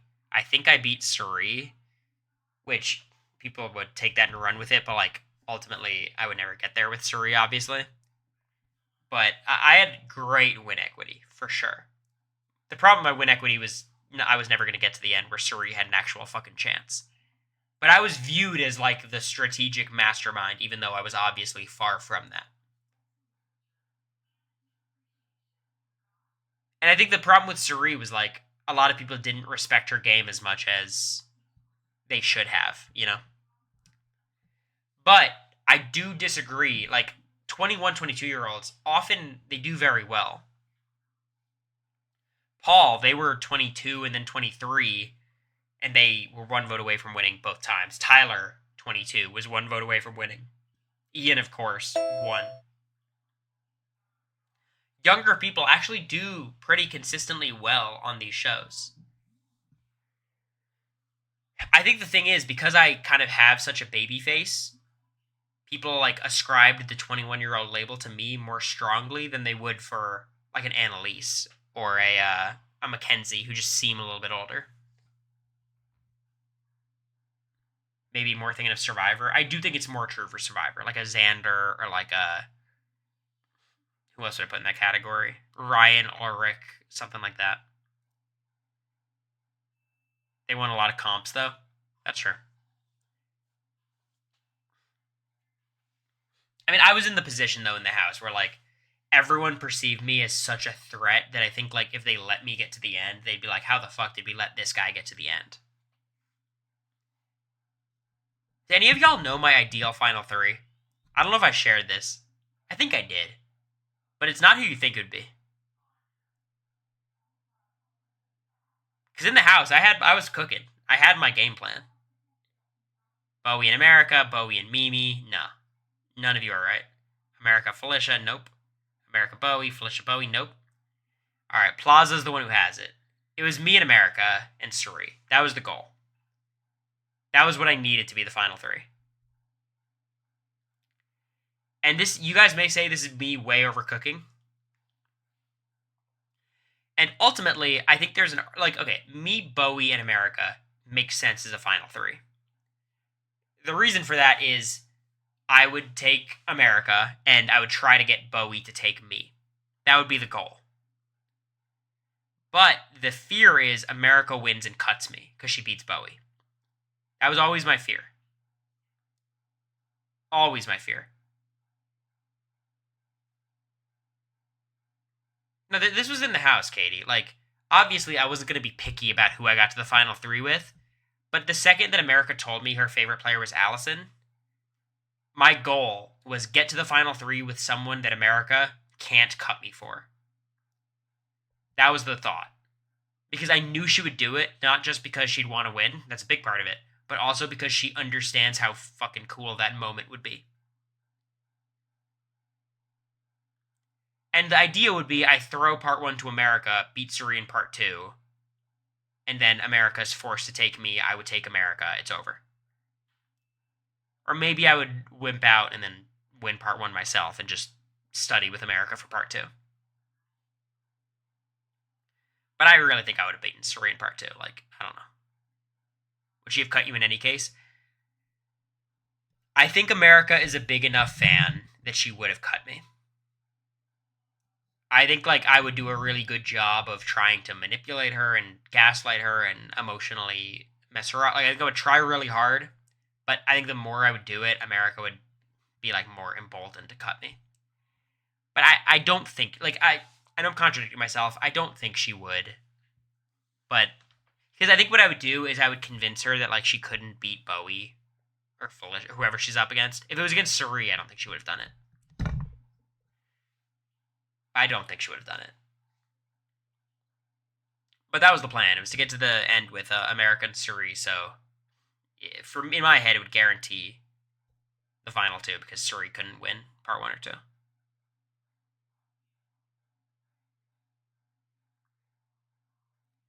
Second place still gets money. If you got to that point, I don't think you would have taken the money away from each other. I think you all like America and I right now are so much closer than we were at the end of the season. At the end of the season, I think both of us were scared the relationship wouldn't work. We're very hopeful it would, but you never know outside of the house how things are going to shake. So I don't think that would have been a real factor. Like when it came to Jared and Suri, I think they would never have cut. Like if Jared was there with Suri and Izzy and knew cutting Suri meant winning, he would not have done it because it's just more money for the family. I think now if America and I went on the show and it was me, America, Bowie, one of us has to cut the other to win, I think we don't do that, so we just get more money in the joint account for the apartment. You know what I mean? I do think that's true.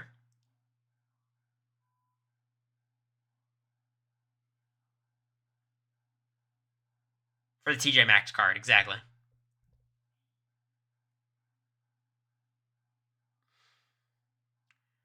I'll tell you what, like, I think going back in the house with America would be really scary for me, though. Because I feel like I would be fighting such a ridiculous uphill battle. I don't know. I feel like I would have no chance if I went in the house with America.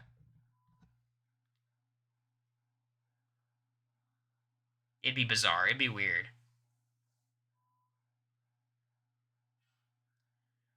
You have to weaponize your comp flop status. I've been working out a lot, and I'll be honest, 99% of it is because I want to be healthier. That 1% is be better at comps. There'd have to be other duos. Oh, yeah, for sure, but even still.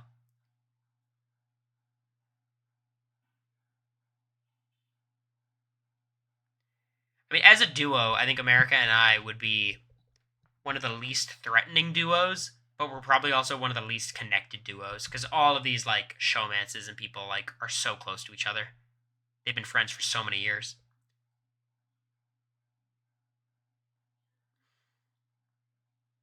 Y'all need to start networking with other BB duos. Let the pre-gaming begin. It was funny. I talked to Eric Stein at the premiere, and he was saying like, my one piece of advice: don't ever consider the possibility of going back on the show. He was talking about how he was pre-gaming with Enzo for years, and I'm like, damn, that would have sucked. That's what the cruise is for, I guess. You know what's scary? Like, if I were to go back on the show, I would have to target everyone from BB25. Who would I feel good with? Bowie. Bowie wouldn't come back. Jag? I'm chill with Jag. I think Jag would be an asset for sure. But in the back of Jag's mind, he'd probably think like, oh, Cory's probably gunning for me. Do you think they'll invite BB26 to the cruise? If they still have to sell rooms, maybe.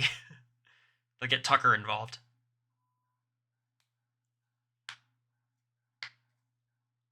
I think the chances of getting cast again are good because who would take your spot in your archetype? I actually disagree, Chaotic. I think it's bad for that specific reason. I mean, here's the thing. I think they would ask me over Michael just because I don't know if they liked the whole Michael situation. Quinn? Honestly, Quinn's pretty good TV. I don't know. That's just me. 23, there's no one who's like me. 22. They want Ian back for a third time. What Michael situation? Just the Michael, the whole Michael and Kyle and stuff. Quinn DRs are corny but good. It's what they want. They want to work with stuff like that. Derek X is not the same archetype as me.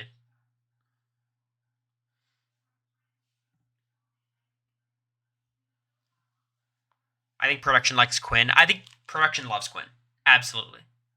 And I think they should. I think he does a good job. He gives them what they want.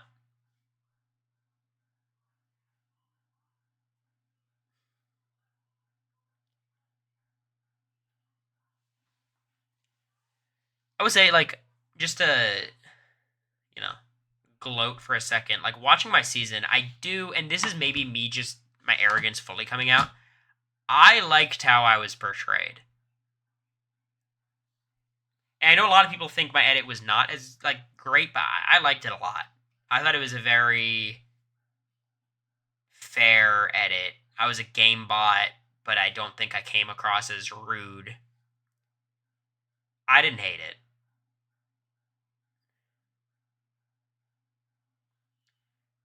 I liked the DRs they gave me. They cut out a lot of them, obviously, but they do that for everybody. Like, I think a lot of people in my season got, like, I think Jag got too much of, well, I don't even know if that's true. I think Cam got too much of an edit. I think Suri got too much of an edit. Izzy got too little of an edit. America got too little of an edit. I think I got the perfect amount of edit based on my participation in the season. I think you could have given me more DRs in the first, 4 weeks. Like, maybe, here's what I think, honestly. Week 1, I think they nailed my edit. I think, perfect. I think they should have given me more of an edit during the Heisem HOH. I think me and Heisem had a good enough story that they should have shown. But that's fine. And then weeks 5 through 8, I'm the main character.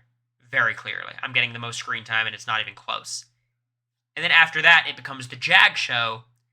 And even when it's the Jag show, I enjoy the role they put me in as, the opposition, the enemy. I thought that was fun.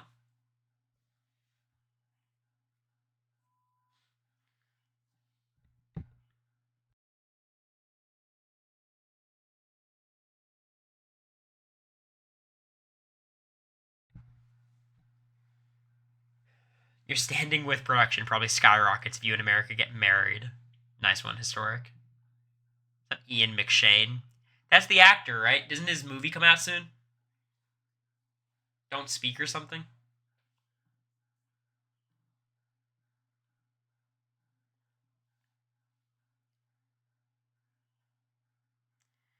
I think this comp is most likely like a random kind of thing, like a puzzle vibe.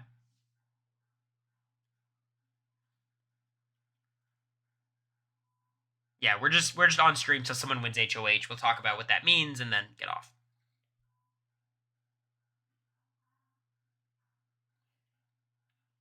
Does production pay attention to who Twitter likes? Absolutely not. No. That plays no role.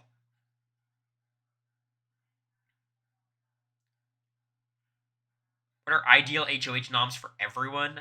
That's a big question. I think it incentivizes Chelsea and Quinn and Cam, and it incentivizes a lot of people to target Tucker. I think for Tucker's minions, it's probably best to target, Chelsea or Quinn or someone. But yeah. I don't think production focuses on Twitter that much. It's a very small segment of the community. Worst casting choice in the season? It's Kenny. Say what you will about Cam, but Kenny wanted to quit. It's not close. You can't target Tucker with the AI arena? Yeah, but you can't just give up. If you could, sign up for a 1 in 3 chance of him going, you take it. Even if it's not actually 1 in 3. Because he has a better shot of winning the comp. You can't let that paralyze you. I get what you're saying. It would definitely scare me, but you gotta put him up. At least after the veto, if you have the chance.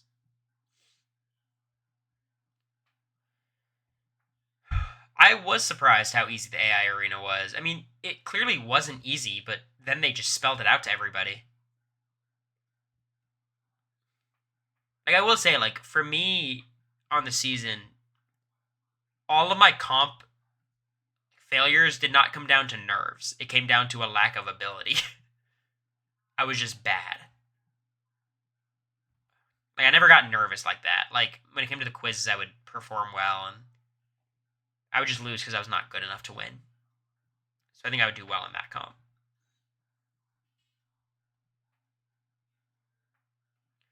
The safe move would be MJ. Yeah, I think so. These comps seem really difficult. I don't know if they do.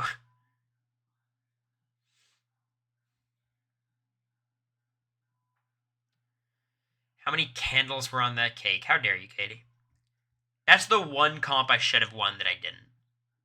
I threw that one away.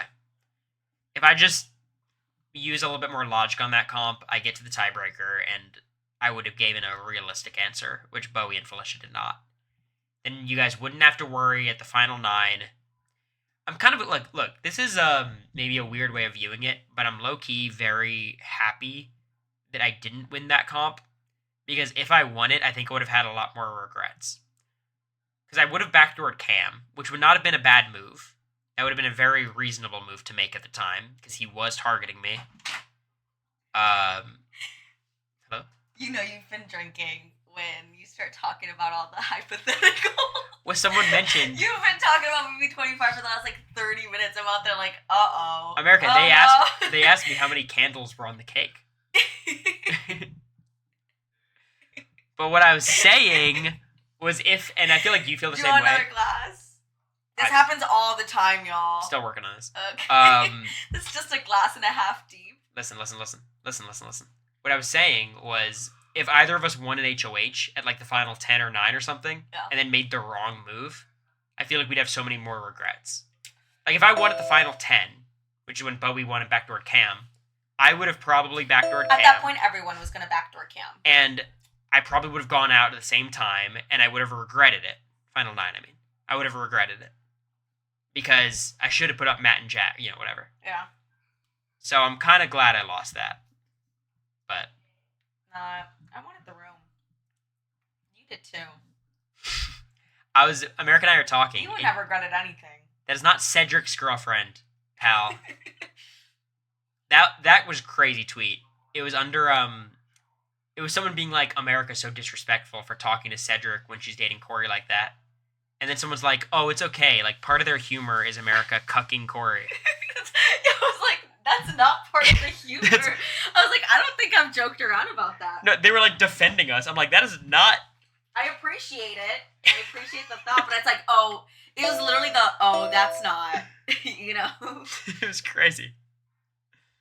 What the fuck? Like, oh, that's her bit, disrespecting him. Did you paint the nails? Oh, they're about to be painted. Yeah, they're about to be painted. Do you want me to run a poll to see what color? Can you turn the light on, please? This one? I'm gonna do red. Do it. Are you painting them here? No, outside. Okay. But I have my stuff here. But I think red will go with everything, don't you think? Tabina doesn't talk game mid thrust. It's pretty messed up. Red or white? I'm gonna do red. Tabina versus Americory, who would win in a fight? I would need America to beat Rabina, so we could draw. Oh, she's 5 inches shorter than me. I got it. She roller skates, though. I juggle. What about it? Me and Tucker are fighting. America and Rabina are having a clown off. You're so annoying. America can take her? I think so. You're so funny. I think you would beat most of the girls in the house in fights. Chelsea would be pretty tough. Mackenzie? Hello? She MJ. towers But me? you beat Leah. You beat Rabina. You beat T-Core. Aw, I wouldn't be able to touch T-Core, though. She's so sweet. And T-Core would beat the shit out of you. T-Core, my favorite thing about T-Core is she's a, ice queen. She doesn't give a shit. Her voting to evict Cedric last week, ice in her veins. She felt bad about it all week. Have you ever been in a fight? Physical? Yeah. No. Weak. She's been in a lot of verbal fights, though. A lot of verbal altercations. Anyways, back to Big Brother 25. Any questions? But seriously, I think like because of how the comps worked out, I don't have any regrets because like I didn't have the chance to make decisions. That's the point I'm trying to make. Have you spoken with any BB26 people? Yeah, I talked to Cedric. It's the only one. The only one.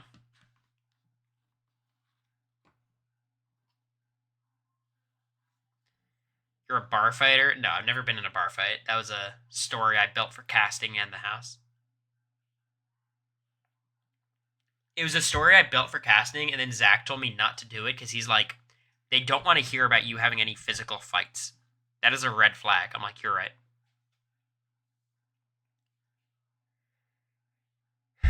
How would you have brought up the Jared Suri relationship if you'd found out but didn't have any proof? I mean, if I knew, in terms of like Jared told me, I don't know if that's what you mean by proof, but I'd probably just like ask questions about like, you know, their backgrounds. You haven't slept for 3 days? I saw someone online who hadn't slept for 8 days, Evie. These are rookie numbers. When do you think the instigator finds out they won? I would be almost certain it's tomorrow. Almost certain it's tomorrow.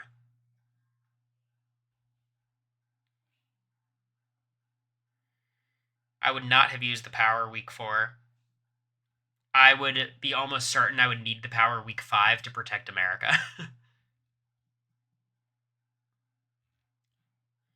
If Izzy told you, would you have immediately ratted it out or use it to your benefit? I wouldn't immediately rat it out, but the second I thought it would benefit me, I absolutely would. It would honestly, like, if Izzy told me, like, week 4 or 5, I would probably use that information to flip the house in the same way.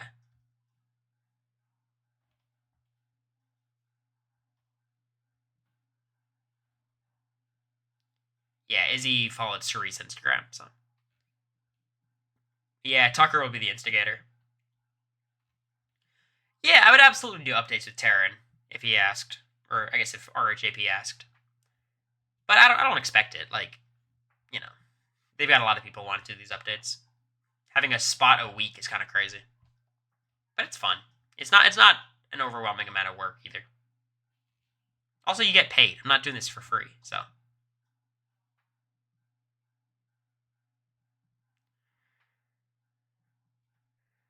Yeah, I think, like, people who criticize me for, like, spreading too much information, like, there's a lot to criticize me for. I think that's not one of them. Like, it took me, like, 2 weeks to tell America about 7 Deadly Sins. I kept the secret about my brother for 4 weeks for most people. 5 weeks for everyone but America. I think I was very good at keeping secrets. I held on to 7 Deadly Sins for 4 weeks before I told Jag. I do get paid for RHAP. It's not unpaid labor, like we're giving a service. I thought telling America stuff was good. In some moments, but ultimately it probably wasn't. Like, you know, the idea is you give America the information so she could stop screwing up by telling Jag and Blue, but she would sometimes still tell them. And that's when it would be a mistake. I could not tell you what Terran's salary is, but I think he's doing alright for himself. I mean, he should be. The value he adds to RHAP is ridiculous. He's the one who had the idea for live feed updates, and that's like the most viewed things. Not across the entire network, but like, it's huge for Big Brother.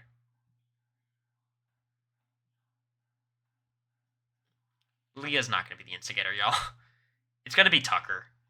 Maybe Joseph. Maybe. IMO, you should have been spending more time with America when she was having those convos with Jag and Blue. That's a new opinion. You should have spent more time with America in the house. I haven't heard that one before, but I do like it.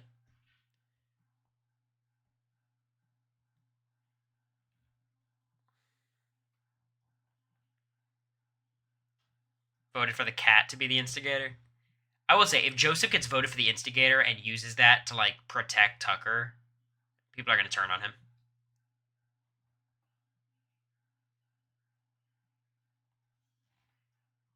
They just view a showmance is not the same thing as a close final two. Like, people did not view Matt and Jag the same way they viewed me in America, even though obviously Matt and Jag were a much bigger threat.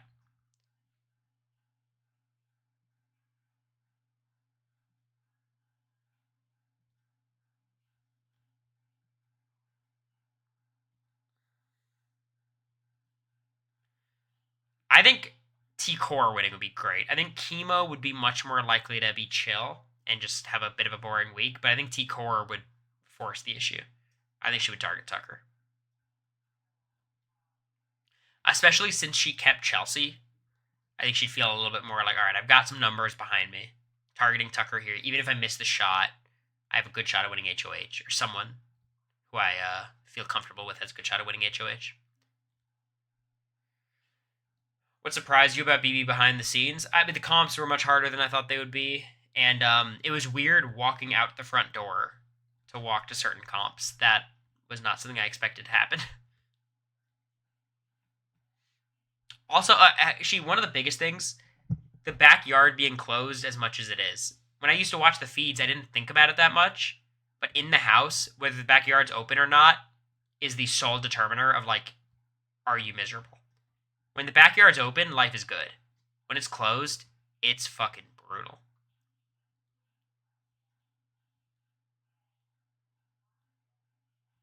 No windows for days. For me, it was just there was not enough space. It was so bad. Feeds are better when it's closed? Really? I feel like when the backyard's open, you get more people having private conversations. BB Comics is always a veto, except for my season where it was an HOH. Otherwise, it's always a veto.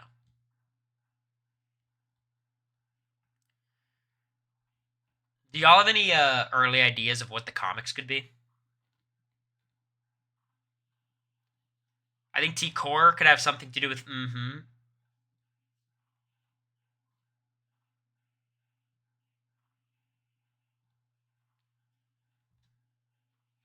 Batman. What are you doing here, Daniel? Y'all done with Valorant? How the game's going today?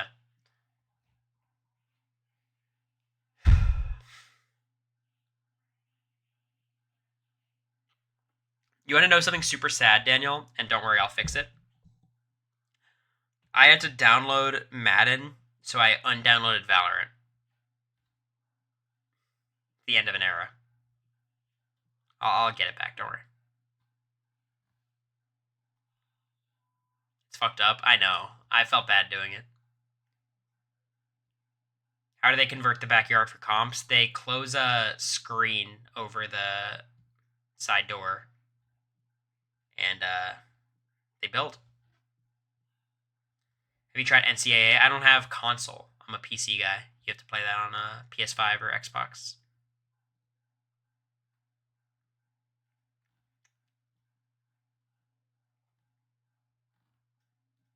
I was trying to get it though.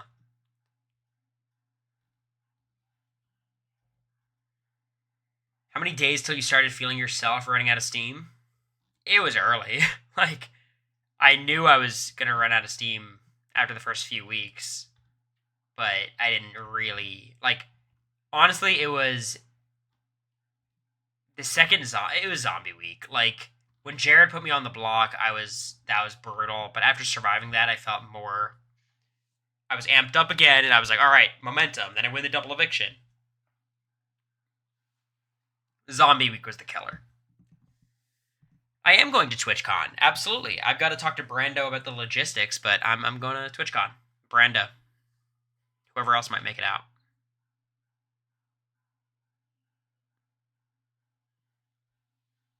So if any of you guys are in the San Diego area.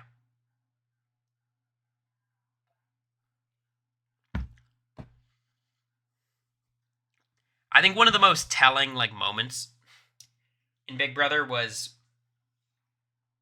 Bowie won the final 9 HOH, and I went into the bathroom and cried. Like, I didn't cry, but I almost, broke down. Just out of relief. And they called me into the DR, and they were like, are you upset that Bowie won? Like, it seems like you were really upset. Clearly making a segment, trying to, is she going to target Cory or Cam kind of vibe. And I was like, No, I am so, so, so beyond happy. I've never been happier. It was Bowie or Felicia, and Bowie popped off, and I'm so happy.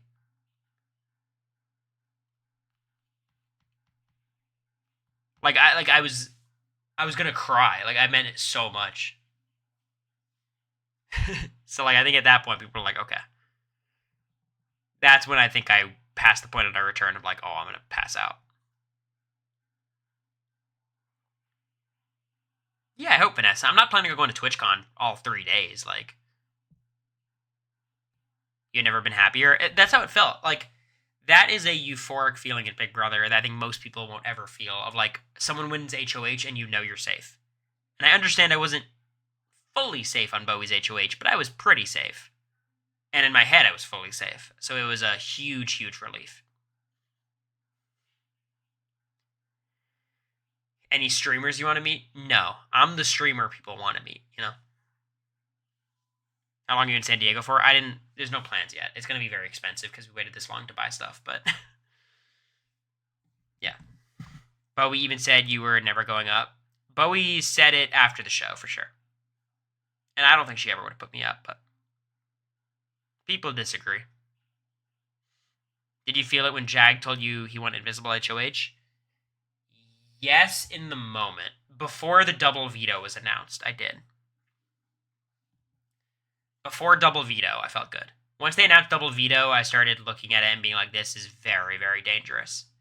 But I figured, like, Jag will beat Blue in the veto. So I should be fine. And Jag was correct to tell me about it. Criticized a lot about Jag's game, but Jag was right to tell me and America about the Invisible HOH. Because Blue was his target. I mean, he was wrong in terms of he should have targeted me instead of Blue. But he was right to tell me about it. Because odds are Blue goes that week, and then I would still feel good about Jag, theoretically. Would that have stopped me from targeting him? No, but you got to do what you can in that position.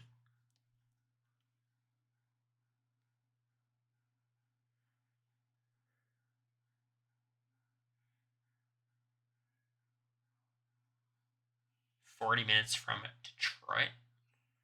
What do you think about Detroit, Nicholas? I've heard mixed things.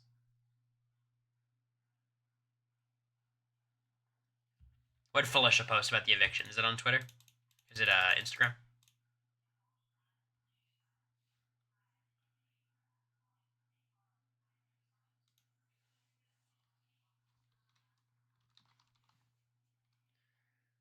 Did you time out Brando? I like that. Untime him out, though.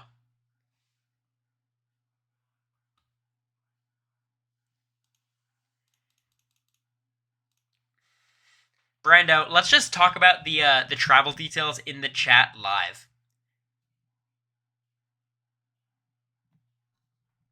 Because it's not going to happen otherwise.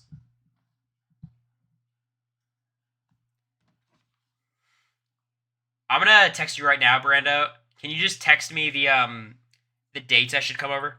And we got to, like, you know the area, whatever we have to pay for housing. Because I don't know how close you are to the venue. I don't know if you need to get a place for yourself or if you're just going to be at your house. Apartment. But, I just got to know the dates. TwitchCon's like the September, like, early 20s. 21st, 22nd, something like that.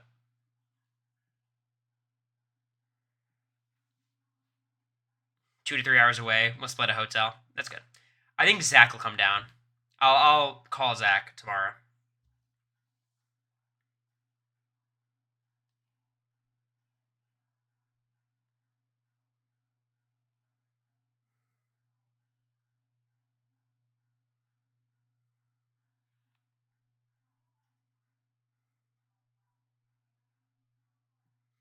Brando, you coming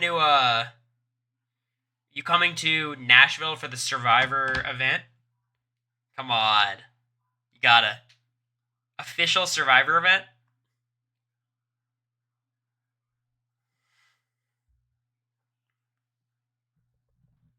Hosted in Nashville? Come on. Come on, stream. Brando could stay in my guest room. That's a good point. It's interesting. Is TwitchCon a weekend thing? DBZ, I can't express how little I know about it. I've watched it before, like, through other streamers, but...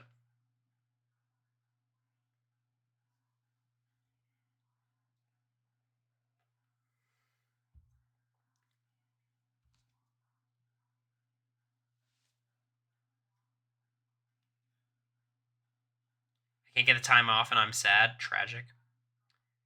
Well, fight for that time off. TwitchCon is September 20th, right?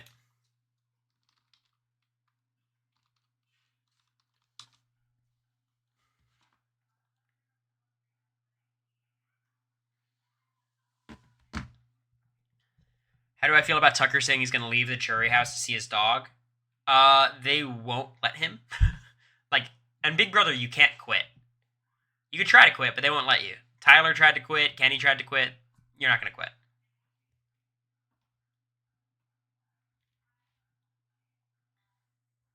If Tucker was in LA, would they bring his dog over? Maybe.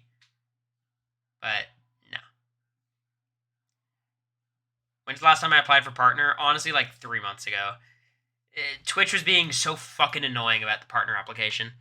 I meet every requirement by like a factor of 10, but they have like some problem with my account that they can't resolve, where they keep thinking I'm underage. They keep saying I'm like 12 years old, and I keep saying, look, here's my ID. I've already fixed my age. It's so weird.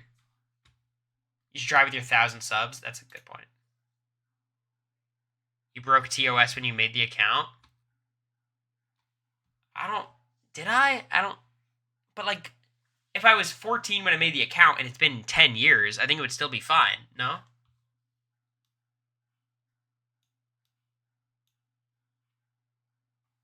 Get it fixed in person at TwitchCon? You think I should go to like the customer service desk? It's not a bad idea.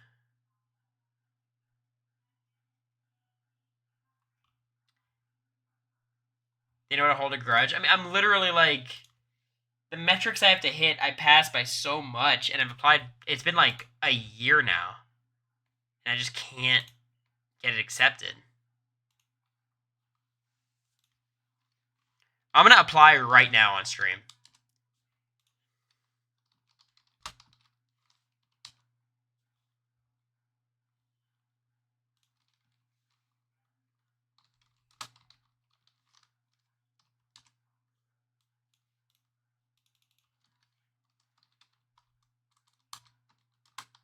I missed the whole stream. The stream's not over yet, y'all.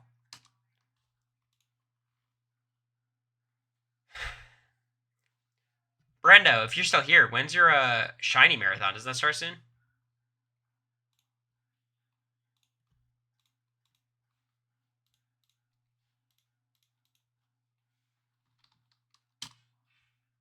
What's partner? It's it's like I'm an affiliate right now. It's a way to make money. Technically starts at 9 a.m., but I have work at all. Yeah, Brando's doing a shiny hunting marathon for 24 hours, I think. It's super sick. I'm very jealous. Not actually, because no one would watch me play Pokemon, but... Brando, I'm trying to think, what could we do Pokemon-related that people would watch? What I was thinking of... Brando, have you ever done, like, Pokemon Showdown? You could do, like, the Hackmons, where you create Pokemon, and we could do it, like, reality TV-based. Like, I could create Felicia Cannon, the Pokemon. I think that would be a funny premise, but...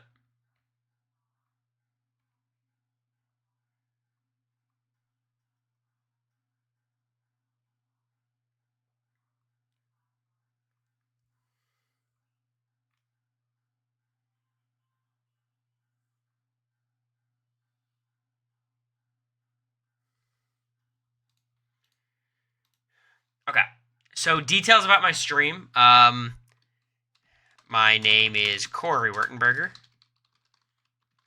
I was a contestant on the 25th season of the CBS hit reality show Big Brother.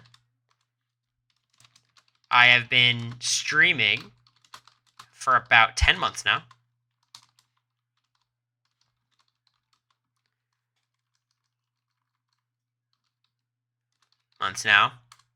And have cultivated an extremely passionate, energetic community.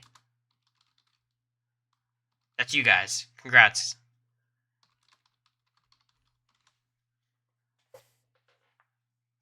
Nine months, I thought. I think it took me a minute to get subs.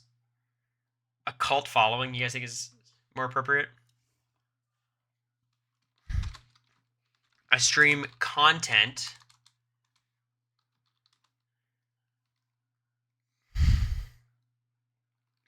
about reality television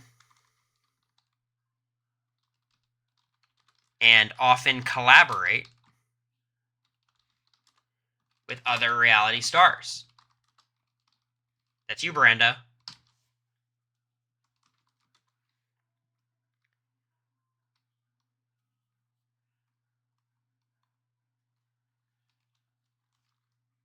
I am extremely proud of the community that I formed. Hope to continue growing said community. I comfortably satisfy all partner metrics and have for years, months.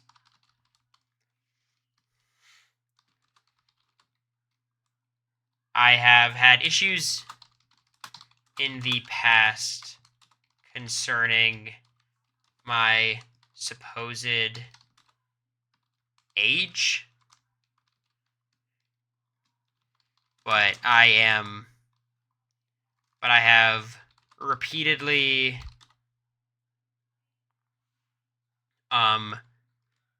verified my age through the appropriate means. Parentheses, I am 22. I had to be 21 to even be on the show, LOL.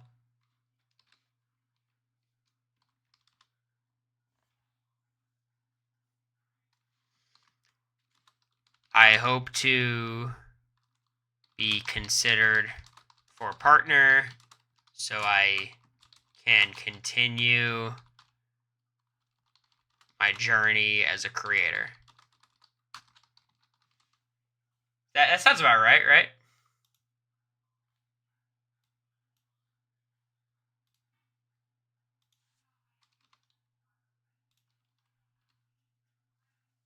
If not, I'm going to kick.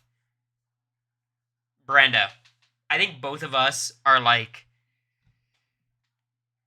moral and ethical enough to turn down a steak sponsorship, but what's your number where those ethics would go out the window?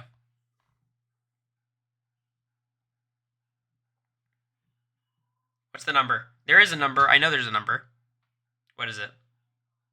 1 mil a year? Okay, if Steak is watching, my number is 999,999 a year. That's my number. Actually, I'd do 250. I would do 249. 249 and no less. Thank you all for manifesting my partner application being accepted.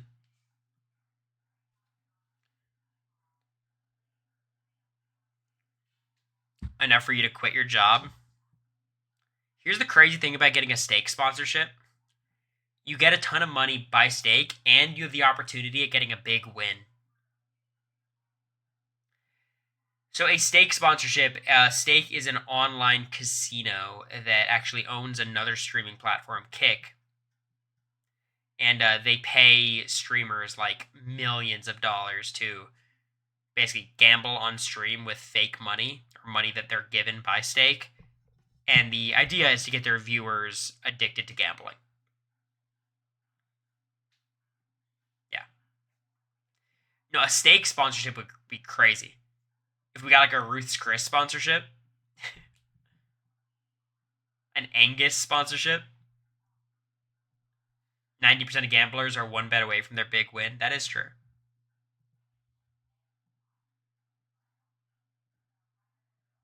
It's very fucked up. Absolutely. Aiden Ross collab. He has asked, but I gotta work out time in my schedule. So let me use the opportunity to shout out HelloFresh. HelloFresh, your next best place to find meals, homemade meals. I'm going to have a HelloFresh meal later tonight. Make some lo mein, pork lo mein. I actually like HelloFresh. I'm a big fan. I've also done a sponsor for another food box company, but they don't compare to HelloFresh, I'll be honest. Later tonight, it's 11. I know. I thought the HOH comp would be done by now. Isn't it late? Maybe I'll try to make something quicker. I don't know what we have. I'm kind of hungry, though.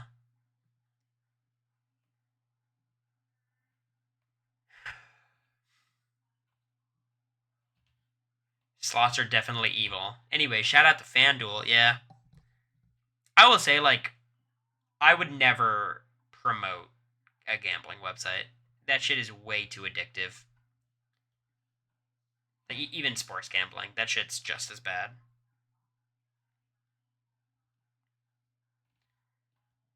I don't think I would promote a mobile game either.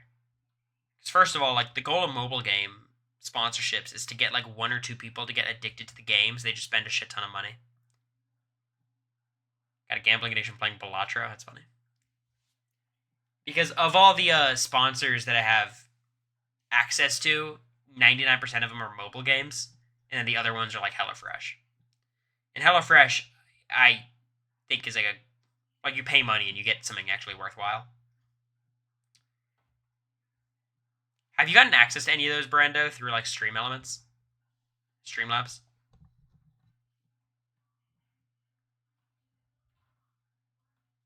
AFK Arena, yeah.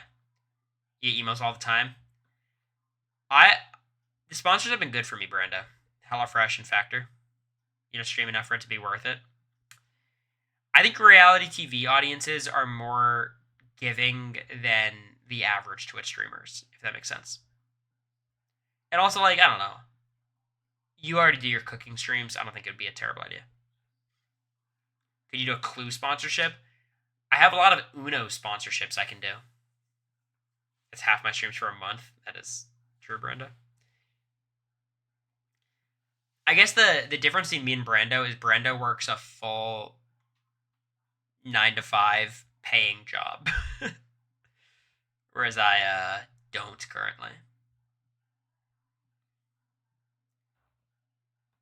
You could just play the mobile game and talk about whatever you want. Y'all, I appreciate all of you guys watching me. I don't think it's fair for me to use your time to have you guys watch me play Ant Legion or Age of Dragons or something. You know what I mean? I think I might take a Roblox sponsorship at some point when we're doing the, monthly eviction notice game. Why not? But I don't think I'm ever going to take a sponsor that makes me go out of my way to, like, do a shitty stream. We want you to get paid, Cory? I know, but the reason you guys like me and want me to succeed is because I don't force sponsors down your throat. So I'm not going to do that. Bloons Tower Defense sponsorship would go hard. I would accept that in a heartbeat. Just as a fan. I'm a big Monkey Apprentice user. Anyone in the chat who knows Bloon Tower Defense, what's your go-to starting tower? I like Monkey Apprentice. I do the Phoenix route. I love Glue Gunner. It's one of my favorites.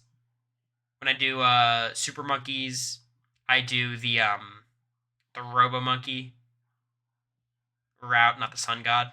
You guys like tack shooters? Okay. Boomerang Monkey. Be fucking for real. The Balloon Chipper? Damn. Sun God OP, little bro. I don't like early ninja. I do like sniper. Sniper's fun. Yeah, Marvel Strike Force. I do have a lot of Marvel Strike Force sponsorships, hey bub, that I could take. That is true. I guess you're humble, but mobile games deserve their money taken. Chaotic, you understand the reason mobile games would be willing to pay me is because by playing it, one of you 333 motherfuckers would download it and then spend like $100. I know you guys think you're above it, but you're not. They're not paying me for no reason. And I'd have to be on here saying, please download this game, it's really fun.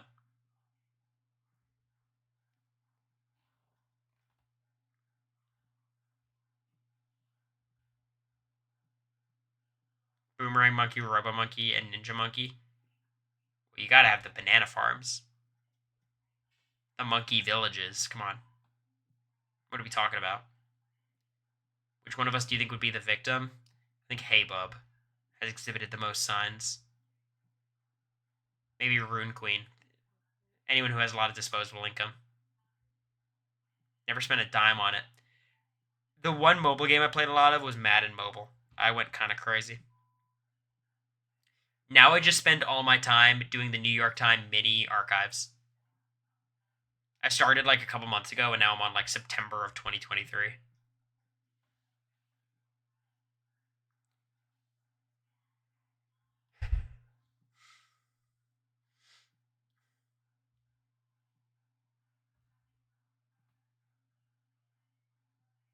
I'd be a victim. Yeah.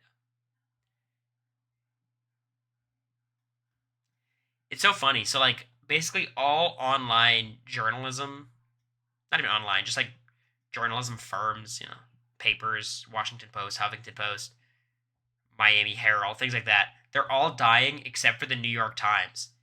And I think a lot of people point to the New York Times as an example of like, look, media is not dying or journalism's not dying. But it is, and the only reason the New York Times is doing well is because people pay for their games. It's actually very funny. Like, their little games is keeping journalism alive. I did do Ultimate Team. That's all I did, Steves. So I think the West Coast airing should have just ended, right? Also, is there no hidden secret guest for the DNC? That was all a flop. It was delayed. 20 minutes left. Okay. Okay.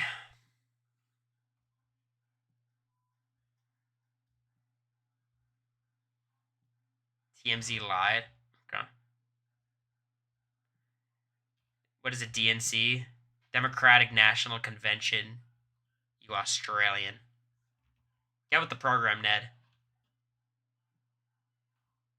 Can't handle the heat, get out of the kitchen,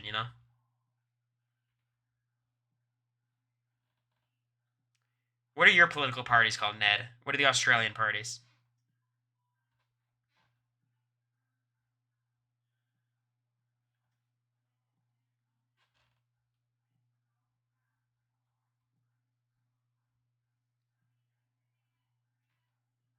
You thought you cooked with that? Tell me your parties. I need to know. I feel like every country has the Labour Party. Labour and Liberal? That's weird. I feel like Labour you'd think of as the Liberal Party. Which one's conservative? I assume Labour has to be the more liberal, and then Liberal has to be the conservative one. Right?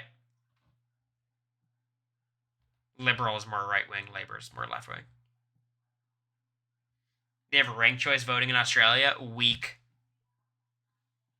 Classic non-American behavior. No winner takes all, first past the post. Pathetic. Whoop.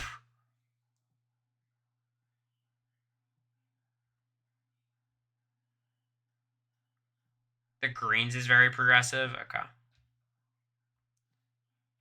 What was the team Bowie cheered for? The Sydney Swans. Go Swannies! That's my dream, to go to a Sydney Swans game with Bowie. Go Swannies. I thought we were talking about House of the Dragons. I thought the same thing, Heidi. Geelong. I think, no, I think it's like American football. Cindy Swans are an American football team. Cindy Swans are fine. Okay. Is Bowie still a judge? She was never a judge. There's just that one picture of her, but she was a barrister, which is like a lawyer outside of the U.S. They have that same role in the U.K., which I assume is why Australia has it, because Australia derives all of their culture from the U.K. Not all. A lot of their terminology when it comes to government.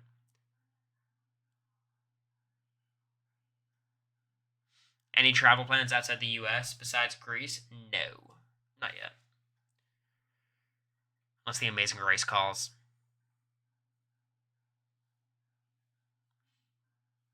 Sydney Swans are greater than Sydney Sweeney.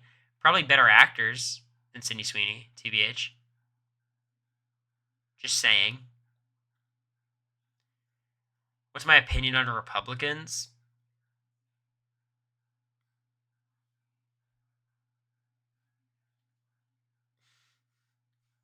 Really?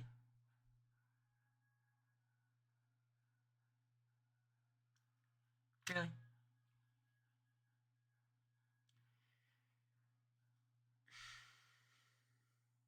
Political answer? No. It's like here's I guess where I stand on it. Like a vast majority of people, not Republicans or Democrats, a vast majority of everybody, their political affiliation, their preferences, their views is 99% dependent on the area they grow up in and or their parents, their upbringing. So I try not to hold it against people who are like Trump supporters or like I'll judge them for their beliefs, but I'm not going to act like if I grew up in a Trump household I wouldn't be the same. You know what I mean? But yeah, I do judge them for sure. Like I think you should hold it against. I get that, but like I think it is a vast majority of people like don't care about politics that much, so they just grow up in their hometown and then just ascribe to those beliefs. What if they're like a grown adult? That doesn't change the calculation, but if you're a grown adult, you can hold them accountable. Like I'm not saying, that's where I stand. Not all Republicans are rich, but yeah, but that's almost like the embarrassing part. Like, why the fuck are you simping for rich people when you're not even rich? Like, if you're a rich Republican, I get it. You're just trying to protect your money. Like, I think it's immoral, but I get it. If you're a poor Republican, that's embarrassing.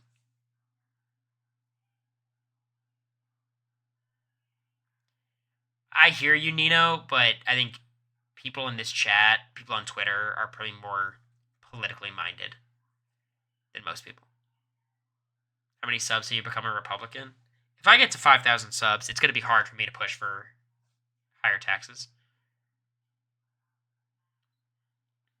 Republicans and Democrats have rich people.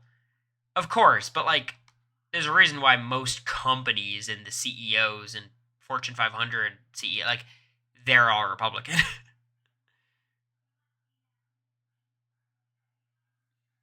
Yet all the rich people vote for Democrats. That is not true. That is you've been brainwashed. That is not true. Hollywood, maybe, but not all rich people. You're a victim, B-Moon. I am Republican and very poor. Well, I will say, once you get to $100 million, all the tax policies you advocate for will benefit you. So just keep grinding, Deborah. Keep grinding.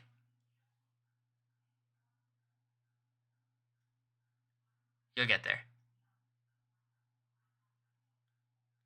That will never happen. With that attitude.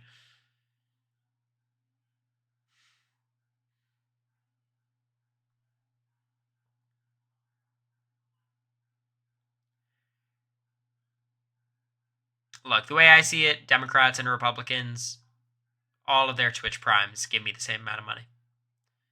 So.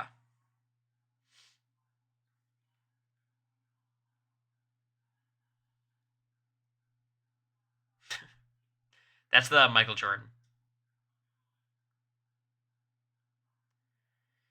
An album to listen to? Listen to This World Is Weird by TK Maidza. This World Is Weird 2 by TK Maidza. Let's make a HelloFresh on stream tonight. You want to kill me, Angie.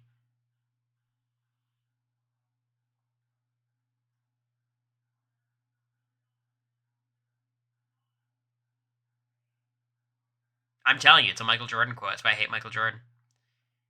How easy was it for you to find America's political views? I think in the first 2 conversations we had, we talked about the police or something, or Black Lives Matter or something, and I was, I was very intentional to try to make sure my beliefs were known within the house, because I'm someone who I don't, I want, I'm willing to stand 10 toes down behind my beliefs politically. That's not something I would hide. Cooking streams go hard. They're fun, for sure. No, I hate Jordan. Oh. No, Nino, I will not. Tucker is a BLM supporter. Fire emoji. If you're not a BLM supporter, that's crazy. If you don't like the organization, I get that, because the organization itself is not very grassroots, and it's kind of just a wing of the DNC, but not supporting the movement's crazy.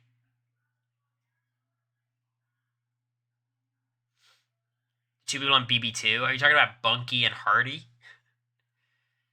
I mean, Dan did it as late as BB14. His goodbye message to Jen was I've never met a lesbian before, and it was crazy. It doesn't feel like it was that long ago. Have you ever heard of the Grilled Cheesery? Of course I saw about the Grilled Cheesery. I love the Grilled Cheesery, Jerry. I used to go there all the time in college. Funky and Kent. Did I say Hardy? Not Hardy. R.I.P. Kent.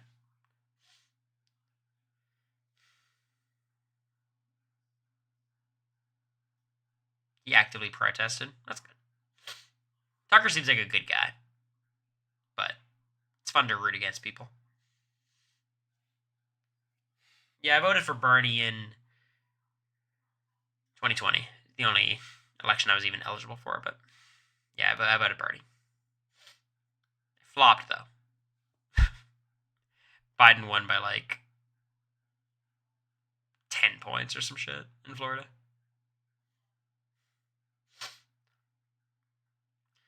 Who fits Jag's archetype? Jag is not an archetype.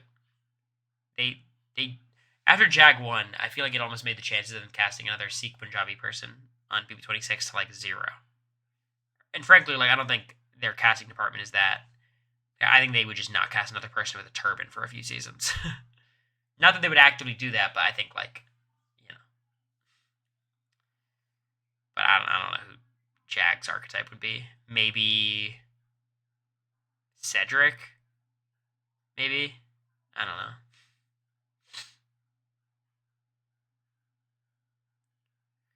Yeah, if you guys are being weird in the chat, I'll just shut this down. You know what I mean? I don't call anybody out. It's not...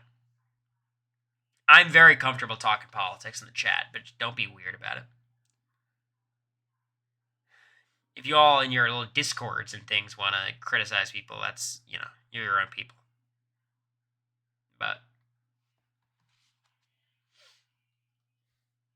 cast people from your season on other reality shows. Izzy, Survivor. Red, Survivor.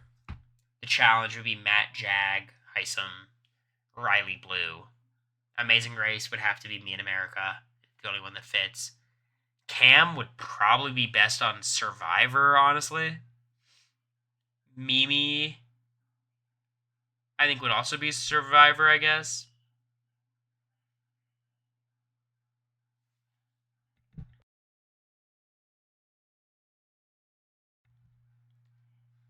Suri, Felicia, Amazing Race would be good. I mean, Izzy, Suri would be good, too.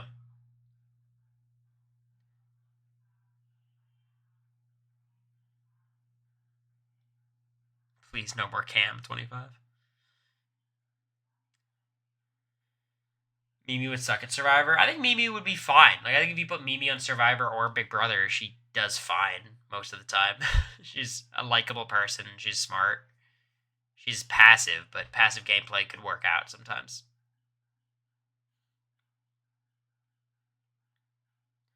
I think America and I would get washed on The Amazing Race, but it'd be fun.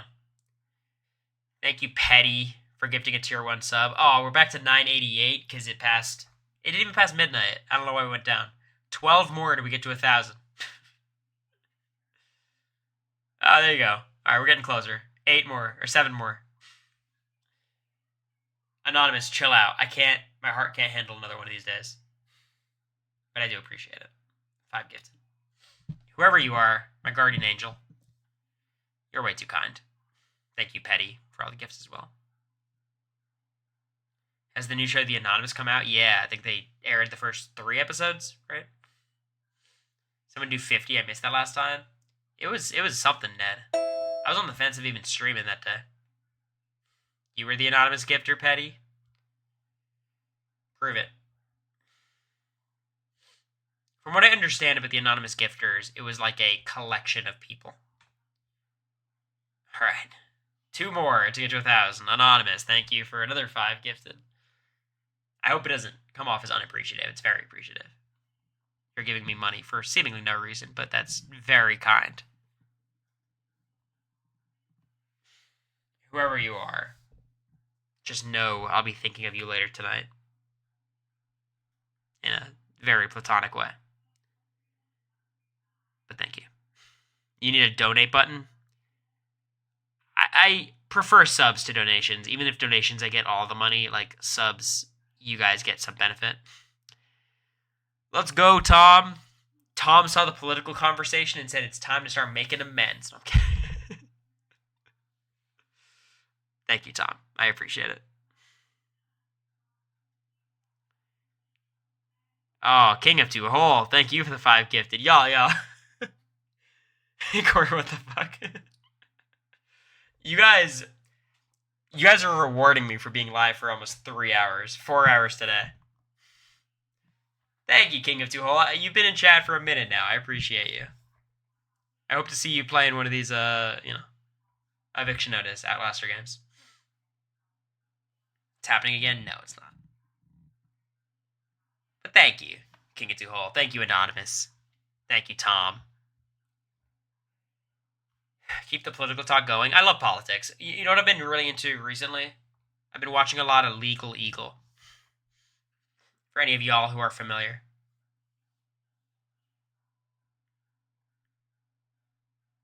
Thanks for the gifters. I appreciate all of you. King, Anonymous, Tom, Petty.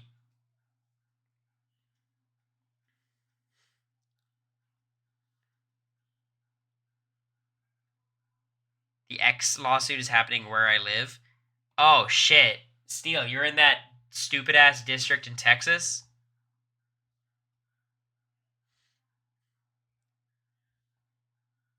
Where, like, it's like the ridiculous judge.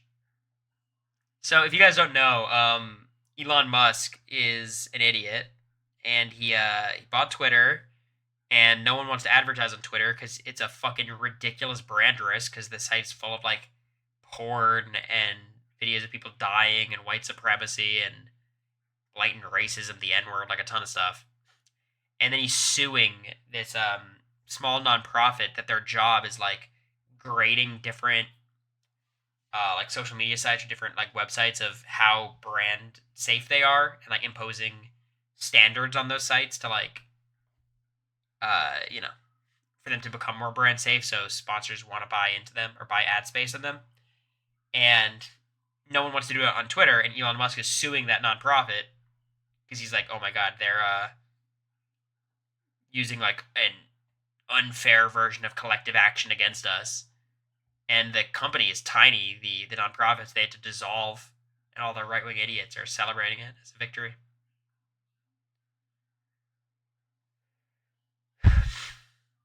Yeah, I do see a lot of tweets that are like, yo, do you look, see how Twitter's still functioning perfectly even though they only have a quarter of the staff? Twitter is significantly worse now than it's ever been before. Just from the bot's perspective. And his whole thing about buying Twitter is he's going to deal with the bots. He tried to back out of it because of the bots. And there's so many more bots than there's ever been. Nudes in bio, literally.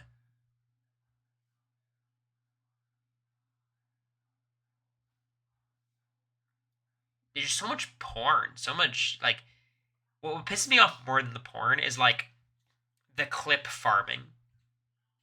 Like, you know the post, or, like, the clip farming, the interaction farming, engagement farming, where it's like, oh my god, you won't believe the leaked video of this person. And then under it is just a million things of porn.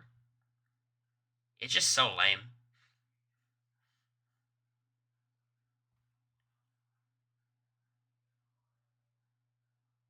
I'm way hotter than her. Yeah, that's a classic. So dumb.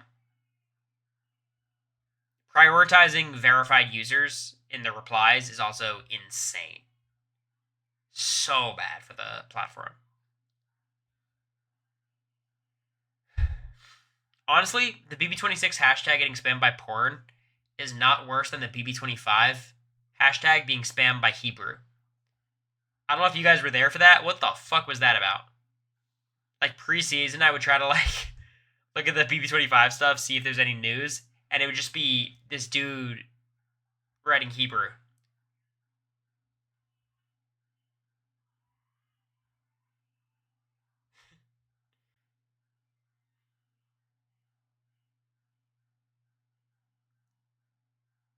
Push a T, yeah.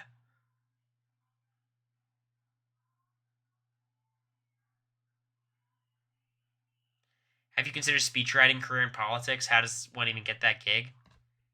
I don't like the idea of speechwriting in politics because 99% of politics is speaking and advocating to a broad base, and I don't like doing that. I like writing for a specific audience.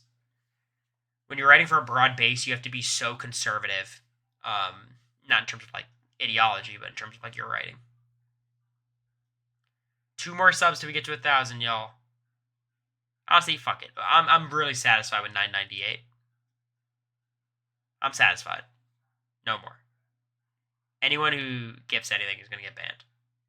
So.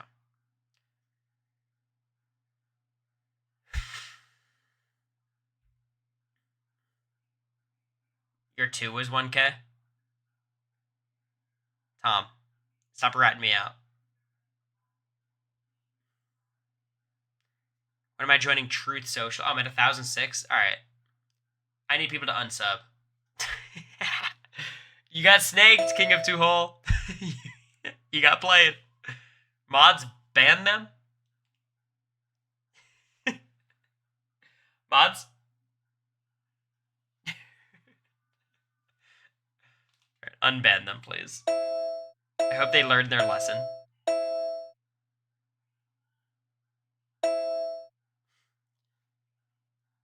Thank you, King of Two Hole. Night, Ian. Which is definitely not your name, but good night.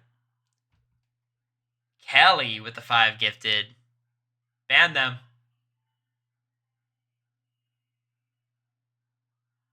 Mods, you're not acting quick enough.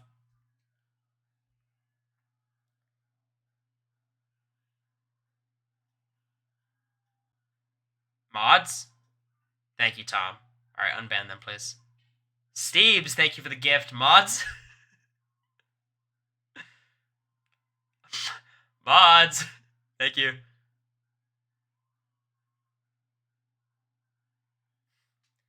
Alexia, you say you remember when you were banned for no reason? I'm sorry to say, Alexia, I think there might have been a reason. I don't know what the reason was, but I think they had a reason. But I'm glad you're back. Thank you, Kelly, for the sub. Don't ban them this time. This is a personal sub. That's allowed.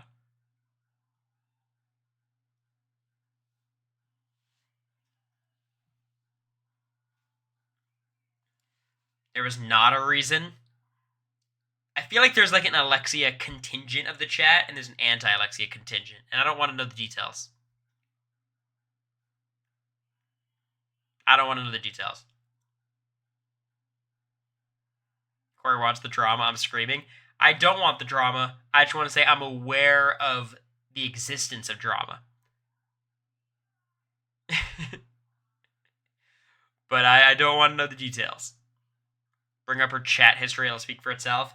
Hey, the AI instigator's in the house, not in my chat, okay?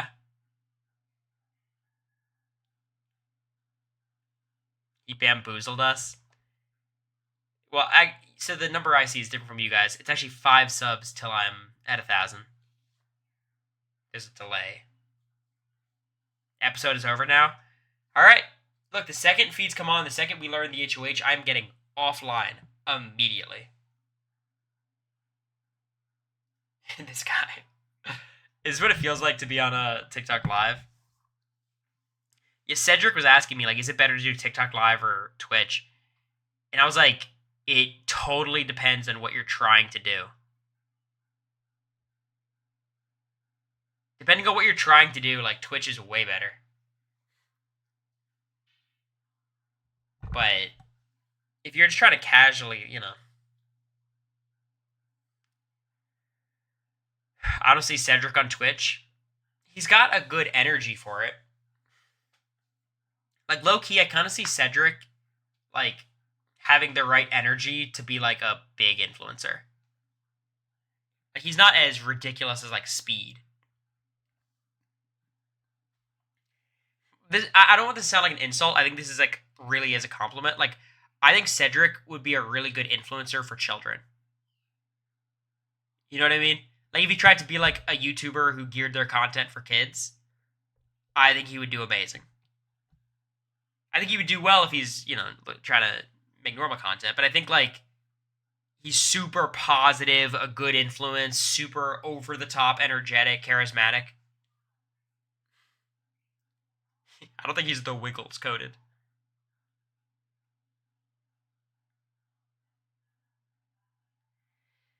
Would they do a double eviction in 2 weeks where the first evicted... That'd be funny, because that'd be lining up with our event, theoretically. I think they're going to end AI Arena at the final 9. So I think final 10 will be the final week of the AI Arena. So we'll have 2 more weeks of it. And then we'll have an eviction at the final 5 or 6. I think that is the most likely outcome. We'll have 1 double eviction towards the end. AI Arena ending at final 10. That's my suspicion. Blue is on Twitch now. Has she streamed more than once? Has she done a couple times now? If someone wants to send the clip of what Heisem said to me, I'd be down to watch it.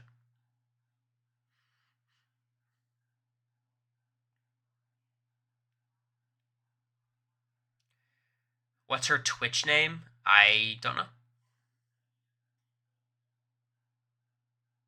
Gonna do it once a week? Okay. She wants to collab? I'm sure we will at some point. I'm down. I'd be a little bit nervous that you guys would be very mean, which I would hope you guys wouldn't be.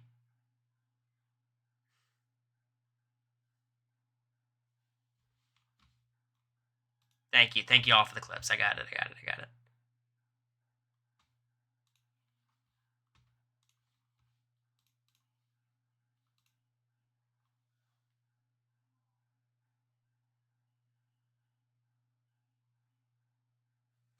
It's muted. I know. Person. And I think that what we're seeing from Quinn is like the more that we see him feel like not good enough, the more.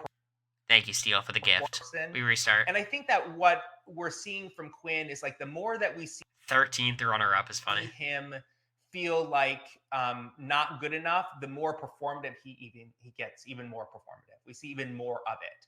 And it's even more off-putting, which is why it's hard to watch him, right? Because we just can't connect to him, right? Because it feels disingenuous. And it reminds me a lot of, from my season, Cory, which is why Cory and I had a very hard time connecting because it felt disingenuous. It didn't feel like it was coming from a true, honest place. And it doesn't surprise me that Quinn is a fan of Cory's, right? Because of this type of behavior. He's so funny. I'd love to hate on Heisem, but I think he's right. Like, I was disingenuous with Heisem, but that's only because it was very clear we couldn't have a real relationship in the house. Like, I think everyone else, I was trying to build a real relationship, and I think I built a real relationship with everyone else, maybe except for, like, Blue. Me and Blue was always very fake. Me and Cam was fake in moments. But since, like, it was so clear very early on that Heisem was not a fan of mine, I had to really force it. So he's like, damn, this seems forced. And I'm like, yeah, it's forced because you're making me force it. But I will say, when Heisem and I were, it was mostly towards his eviction. We talked about a lot of stuff that had nothing to do with game, just like politics and socio-cultural shit, like just big kind of philosophical conversations. I think we got along very well. Like, I think if BB25 happened again, I'd probably work with Heisem pretty closely. I think he'd actually be one of my best assets, honestly. Because I think Heisem would be the only person who would target, like, Matt and Cam and Suri, Jared, and Izzy. You know what I mean?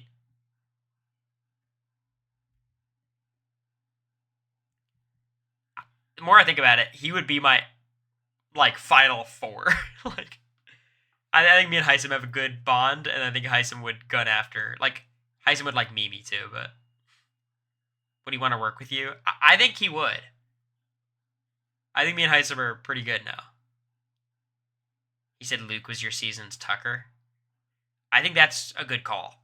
Not with all Luke's bullshit, but just like the way he talks about the game is very reminiscent. Oh, you gifted Blue Beach Kim? Next deal.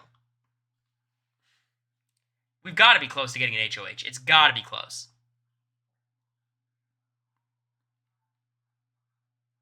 Luke was weird. Like, obviously, he's, like, if not racist, super ignorant, at the very least.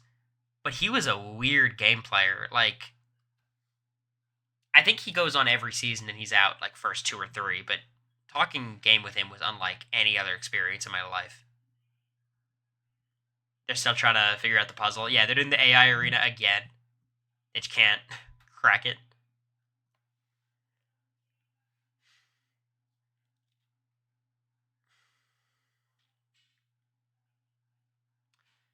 Yeah, look, I think my instinct is he's ignorant, not racist, but when you double down on the ignorance, it's hard for me to have a takeaway that's not you're racist.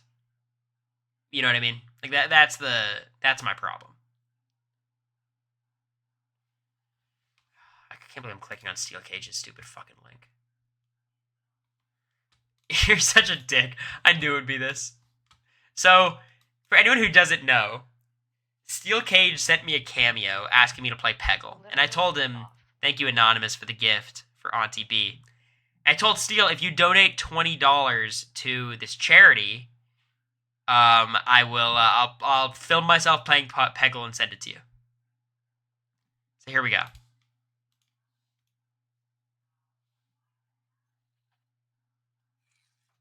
Fuck!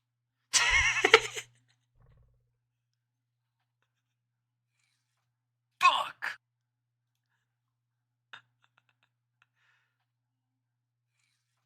Fuck! Fuck! Apparently Tucker never contacted Cody for advice, and it shows. It absolutely shows. The cameo was like a minute and a half, and then I filmed myself playing Peggle for an hour. Because the game is good. I knew the game would be good. I've heard great things, but it is a fun game.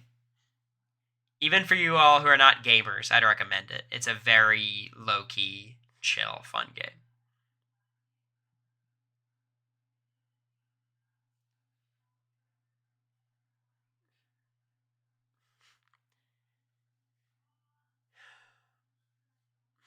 Yeah, Peggle is a classic. Are there not newer versions of Peggle? Because I was surprised when I bought Peggle and it was like 2007.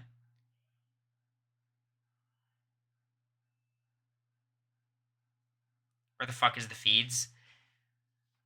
I hope they come on soon because I assume America's annoyed, and I don't blame her. Like I'm trying to watch Lost with her.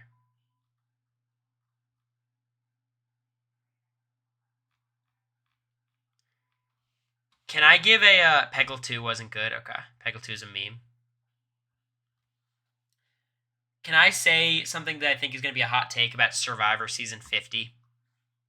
It's going to be a hot take. I don't think you guys will like it.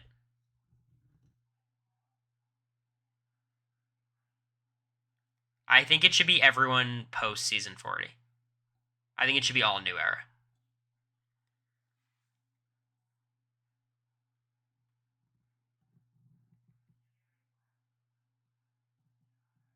Everyone hates it. Some people agree. I think it would be... Here's my dream. My dream would be Season 49 is all new era, and then Season 50 is like... But that would be weird. They would never do that. What I like about it is everyone post 40 has like a specific vibe. The casting had like a paradigm shift. And they all have relationships and pre-gaming. It would be such a shit show, and I think it's just not going to be fair when you cast Season 50 and then you put Vesepia on it, and Vesepia has no fucking chance. You know what I mean? I want like there's some people like Dominic would have a really tough time, I think, on a new era thing. Christian Hubicki, I think, is stuck with it.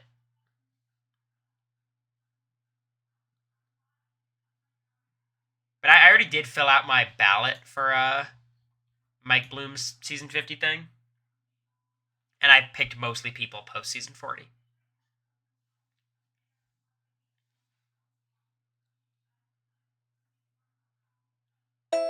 Here's what I will say. I'm down for people preseason. I don't want any 3-time players. That's my main thing I'm advocating for. I don't want 3-time players.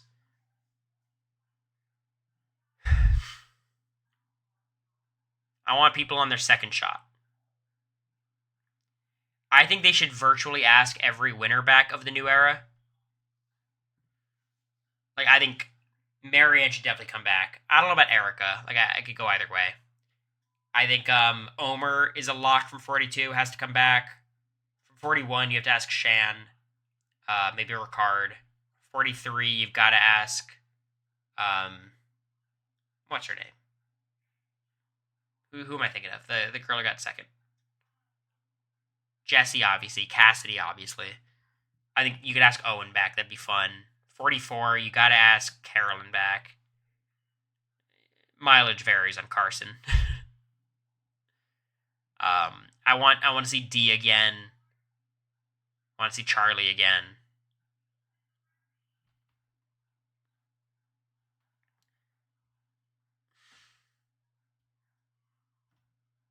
I would like to see Drew again, for sure. I was a big Drew fan. I think of all like the white nerd archetypes, Drew's my favorite. Depends if you count Charlie in that category, and obviously assuming Zach would not get cast. Venus. Y'all, I'd be down to see Venus again, but it would be a tough road. Like, I don't know. That seems... I don't know how much runway Venus would have. I would not want to see Q back.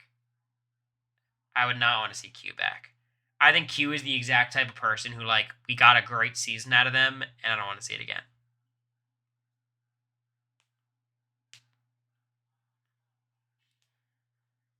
Yeah, I think Charlie would come back. I think he's one of the locks. He was so close to winning.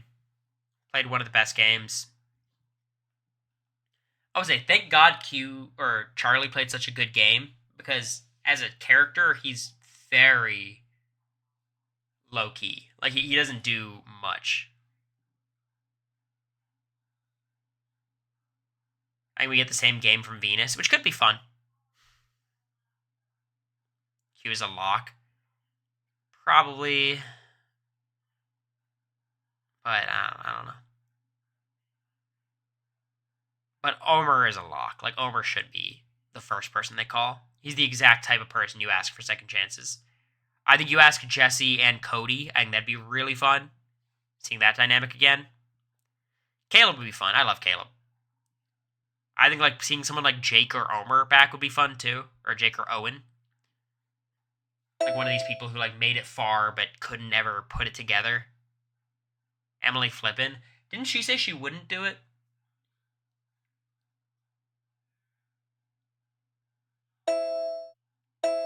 I thought she said she wouldn't do it again. ask Jonathan. Honestly, if you're gonna ask one of those people, like one of the comp beasts, I think Jonathan's the guy. Because he is so much more of a challenge beast than like anyone. Like an actual force. I would take Jonathan over Hunter. IMO. Jonathan was on season 42 with Marianne and Omer and them. I think 45 had the best cast of any of these. 45 or 42. It's funny, like Drea would probably be on if not for all the postseason shit.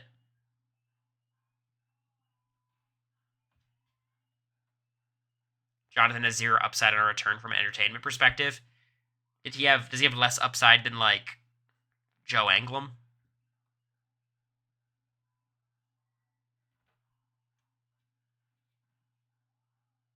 Jonathan would be insane on the challenge. I saw James Jones. He was talking about like the one person he'd be scared of in Hallborough from Survivor is Jonathan, and I think he's right. Even Banu, like I love Banu. I think he was a standout star from Survivor 46, but we got what we needed out of him. You know what I mean? Sounds dehumanizing, but like I can't imagine he would come back. My next house guest ranking, it'll be on Tuesday. I do those on Tuesday to prepare for live feed updates. Xander, I can see him asking Xander. Honestly, any no-vote finalist, I think, has a pretty good story coming back.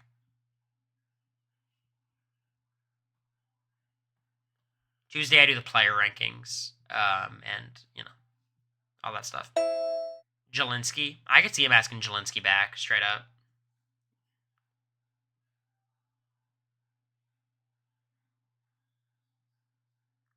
Yeah, I knew Tigor was friends with Xander preseason, I think. I heard that somewhere. Lydia starting her campaign for 50. Lydia's fun. I don't think you can go wrong.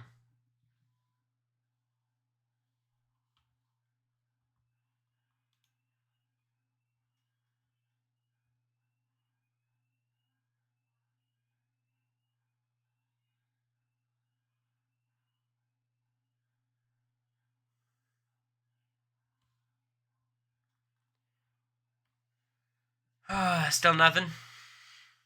Oh my god.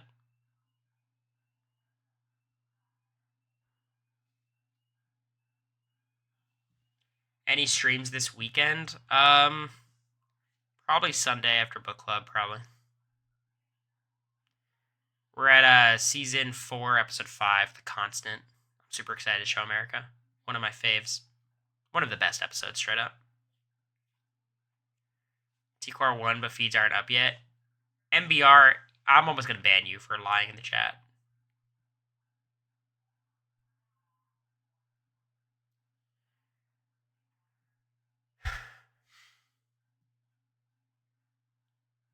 I've not seen Shogun. I've heard good things, though.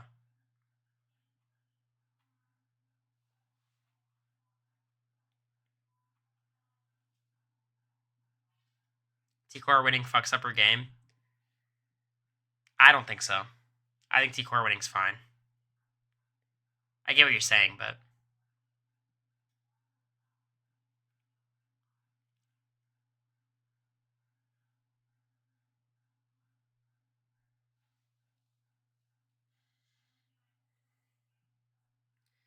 T-Core's not going to target Tucker. I think she'll think about it.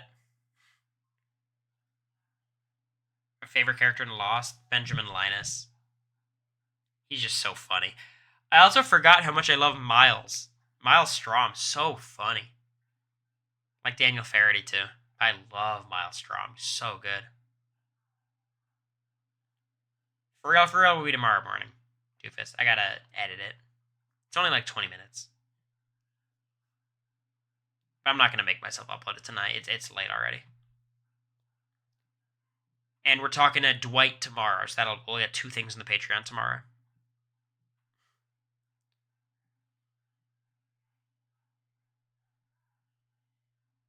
How are you still alive? Fucking tell me about it.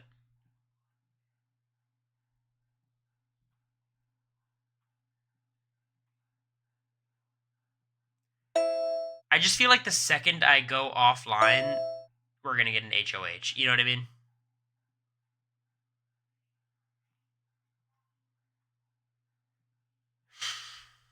The birds are okay. We don't really see them. The mom or the dad, they just cover them up.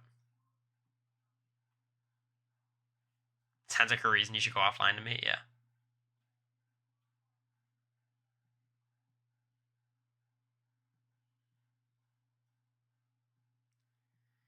No, look, I know Petty, but unlike the people at the slot machines who don't know if a win will ever come, an HOH will come. Like, I'm not delusional. Like, eventually we will get a result. But, like, when? When will Rob Sesternino be on the game room? I'm too shy to ask Rob. I would never.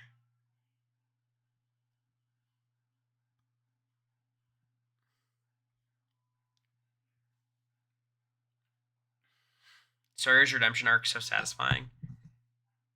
I mean, I think it's a pretty fast redemption arc. Like, his redemption arc isn't like, he goes like up and down and up and down and up and down. I just love I don't want to speak too loud because America might be able to hear me outside, but I love the way his like love arc works.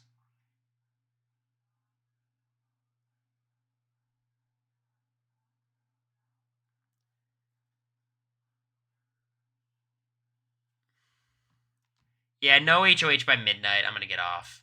I just have to. I have to be fair to America. I'm kind of occupying her bedroom right now. Pressure cookers returning. Off feeds. Oh, people would be pissed. Technically, Rob is your employer? No, I'm a freelancer. I'm doing freelance podcast work. He's my contractor. Yeah, America has seen Not Penny's Boat. That is Through the Looking Glass Part 2. It's the Season 3 finale. We're on Episode 5 of Season 4. No, we do not know when feeds are cut, but you can kind of tell sometimes. Because, like, you know whenever production's talking to you, like, just, like, through the PA system, like, not the Big Brother voice, just, like, a normal person's voice, you know, feeds are off. And you can kind of get a read on it when, like, cameras are being lazy and not looking at you that much. What is this stupid-ass tweet you sent me?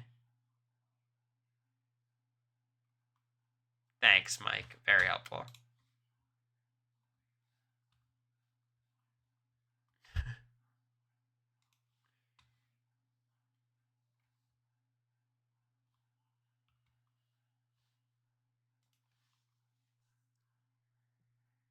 Do you think Rob would return for Survivor 50 if he was given the opportunity? Honestly, my advice would be he shouldn't. like he's got such a good thing going. But I don't think so.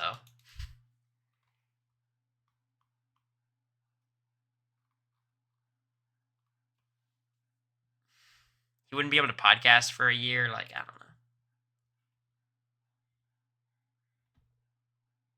But you talk about the show for that long, I think you'd probably have this like thing in the back of your mind. You'd want to do it.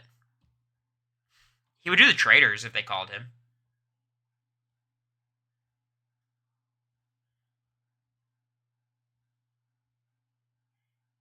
He said it'd be hard to turn down.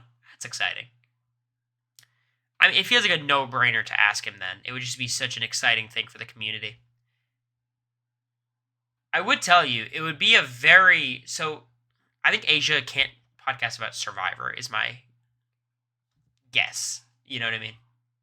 Which obviously is less of a problem for her. It's a bigger problem for Rob.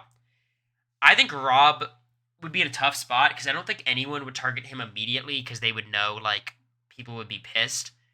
But would he have any shot of winning? I think he would be allowed to podcast about other shows, I would imagine, yeah. Would you do Traitors? I would do anything they called me for. Going on these shows is so cool. It's so exciting. Like, you don't do anything that compares to it.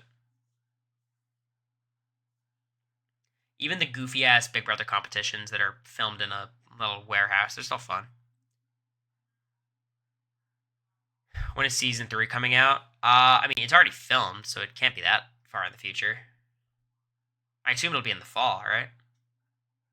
Yeah, Asia was on the roundtable, yeah. It's January, okay. Wait, were you talking about traders? Yeah. I just realized they'll probably have like PPG or one of them. Leah would be the one they should get. Leah, they would get Leah. She'd be they would such get, a bad faithful. I think Oh my Cordell god. maybe's got a shot. I feel like they would also like Bring Aaron back. Aaron. Yeah.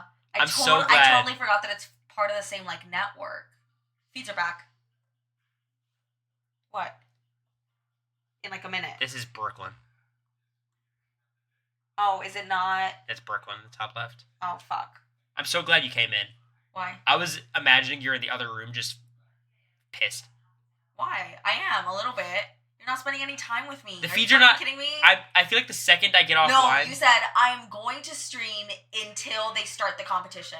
And I'm here and I'm like, okay, he fucking hates me. You argued with me this morning while we were in traffic, while we were on our way back. Oh, come on. No, yeah, that happened. And then we're here. Oh, and then you don't get me any wine. You go to the grocery store and you come back with a picture of the shit that you know I hate the most, the margarita mix. And you don't get me any wine. You said you had a half bottle you didn't want to drink and I'm tonight. like, no, and I'm like, oh, I'm not going to drink. And usually when I'm like, oh, I don't want to drink, you're like, oh, I don't want to drink either. Instead, you're like, yeah, pour me a glass. Pour me another one too, bitch. And I'm like, are you kidding me? I thought we drank together, not just one of us. And then I'm there by myself just all night having to watch Below Deck. Today you wanted to eat lunch at Rafferty's. I already ate lunch, and I said, you know what? I'll get a Caesar salad that I hate. Oh, you Just- had lunch. Yeah. I forgot. You should have said something. See, now we're not communicating. Are you kidding me? I forgot that you had lunch, babe. I was talking on the phone, so I was on the phone, so it didn't. I would just like to think you would, like, be more mindful of... I try to be mindful of you, and it's okay, though. No, you just didn't communicate with me. Are you fucking kidding me, Cory? You could have told me. Feed's actually back? Thank God. Oh, thank God. I needed this. Yeah, because we were about to get into it. We were about to fight. We were about to tussle.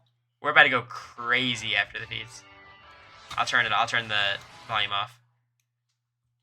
Oh my God. I'm going to bed. You don't want to see who HOH is? I'll be sleeping on the couch. I'm sure I'll hear you. Back to cats!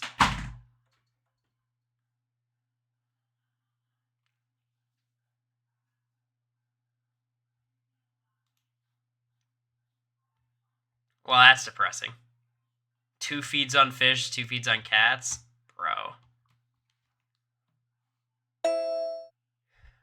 Production bailing you out for a second. And it's all cats. Oh my God.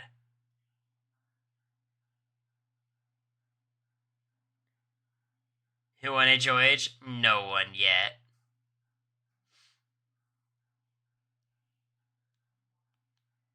Nobody yet.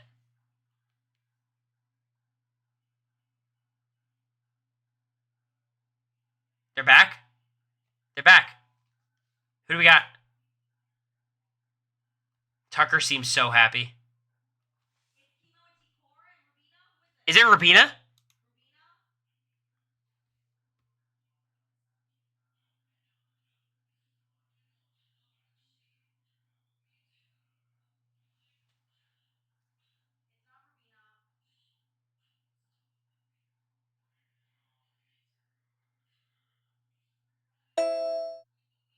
Tikor? Tikor got the key?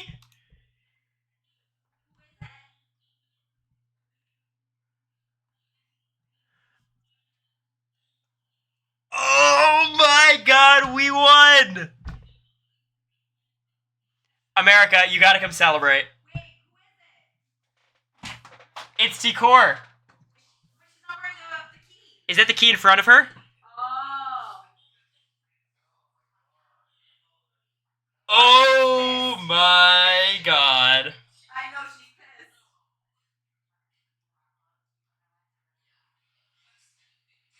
it's all worth it.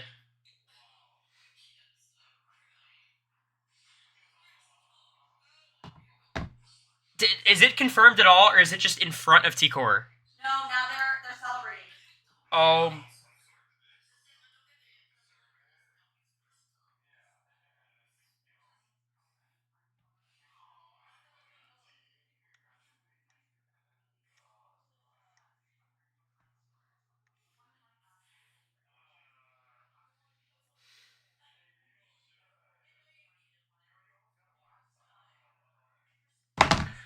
Oh my god, it's confirmed. Oh, T-Core HOH is so good. Oh my god. She's gonna...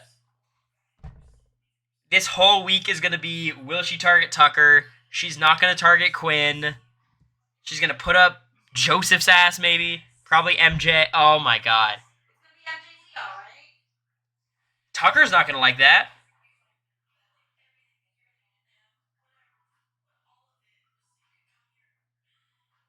Oh my god.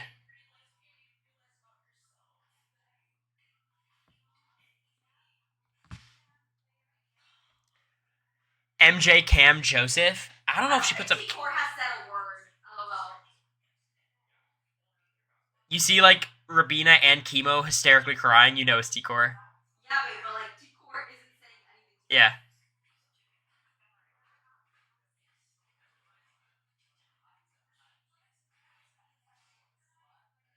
Let's fucking go.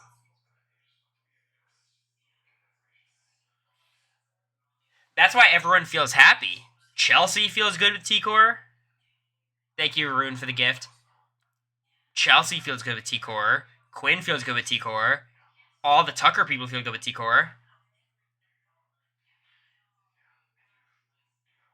Leah and MJ about to be up her ass. It's not going to save her. We'll see. No matter what, this is we put in S tier, the best outcomes were Chemo and T-Core. And maybe Quinn. We got one of them. T-Core, I think, is the best outcome, too. I'm so happy. With that being said, I'm going to end stream. I'm No, keep pumped. going another couple hours. That's fine. What'd you say? Keep going another couple hours. That's fine. Nah. I'm going to end. Is Puya live? I know Puya often is live.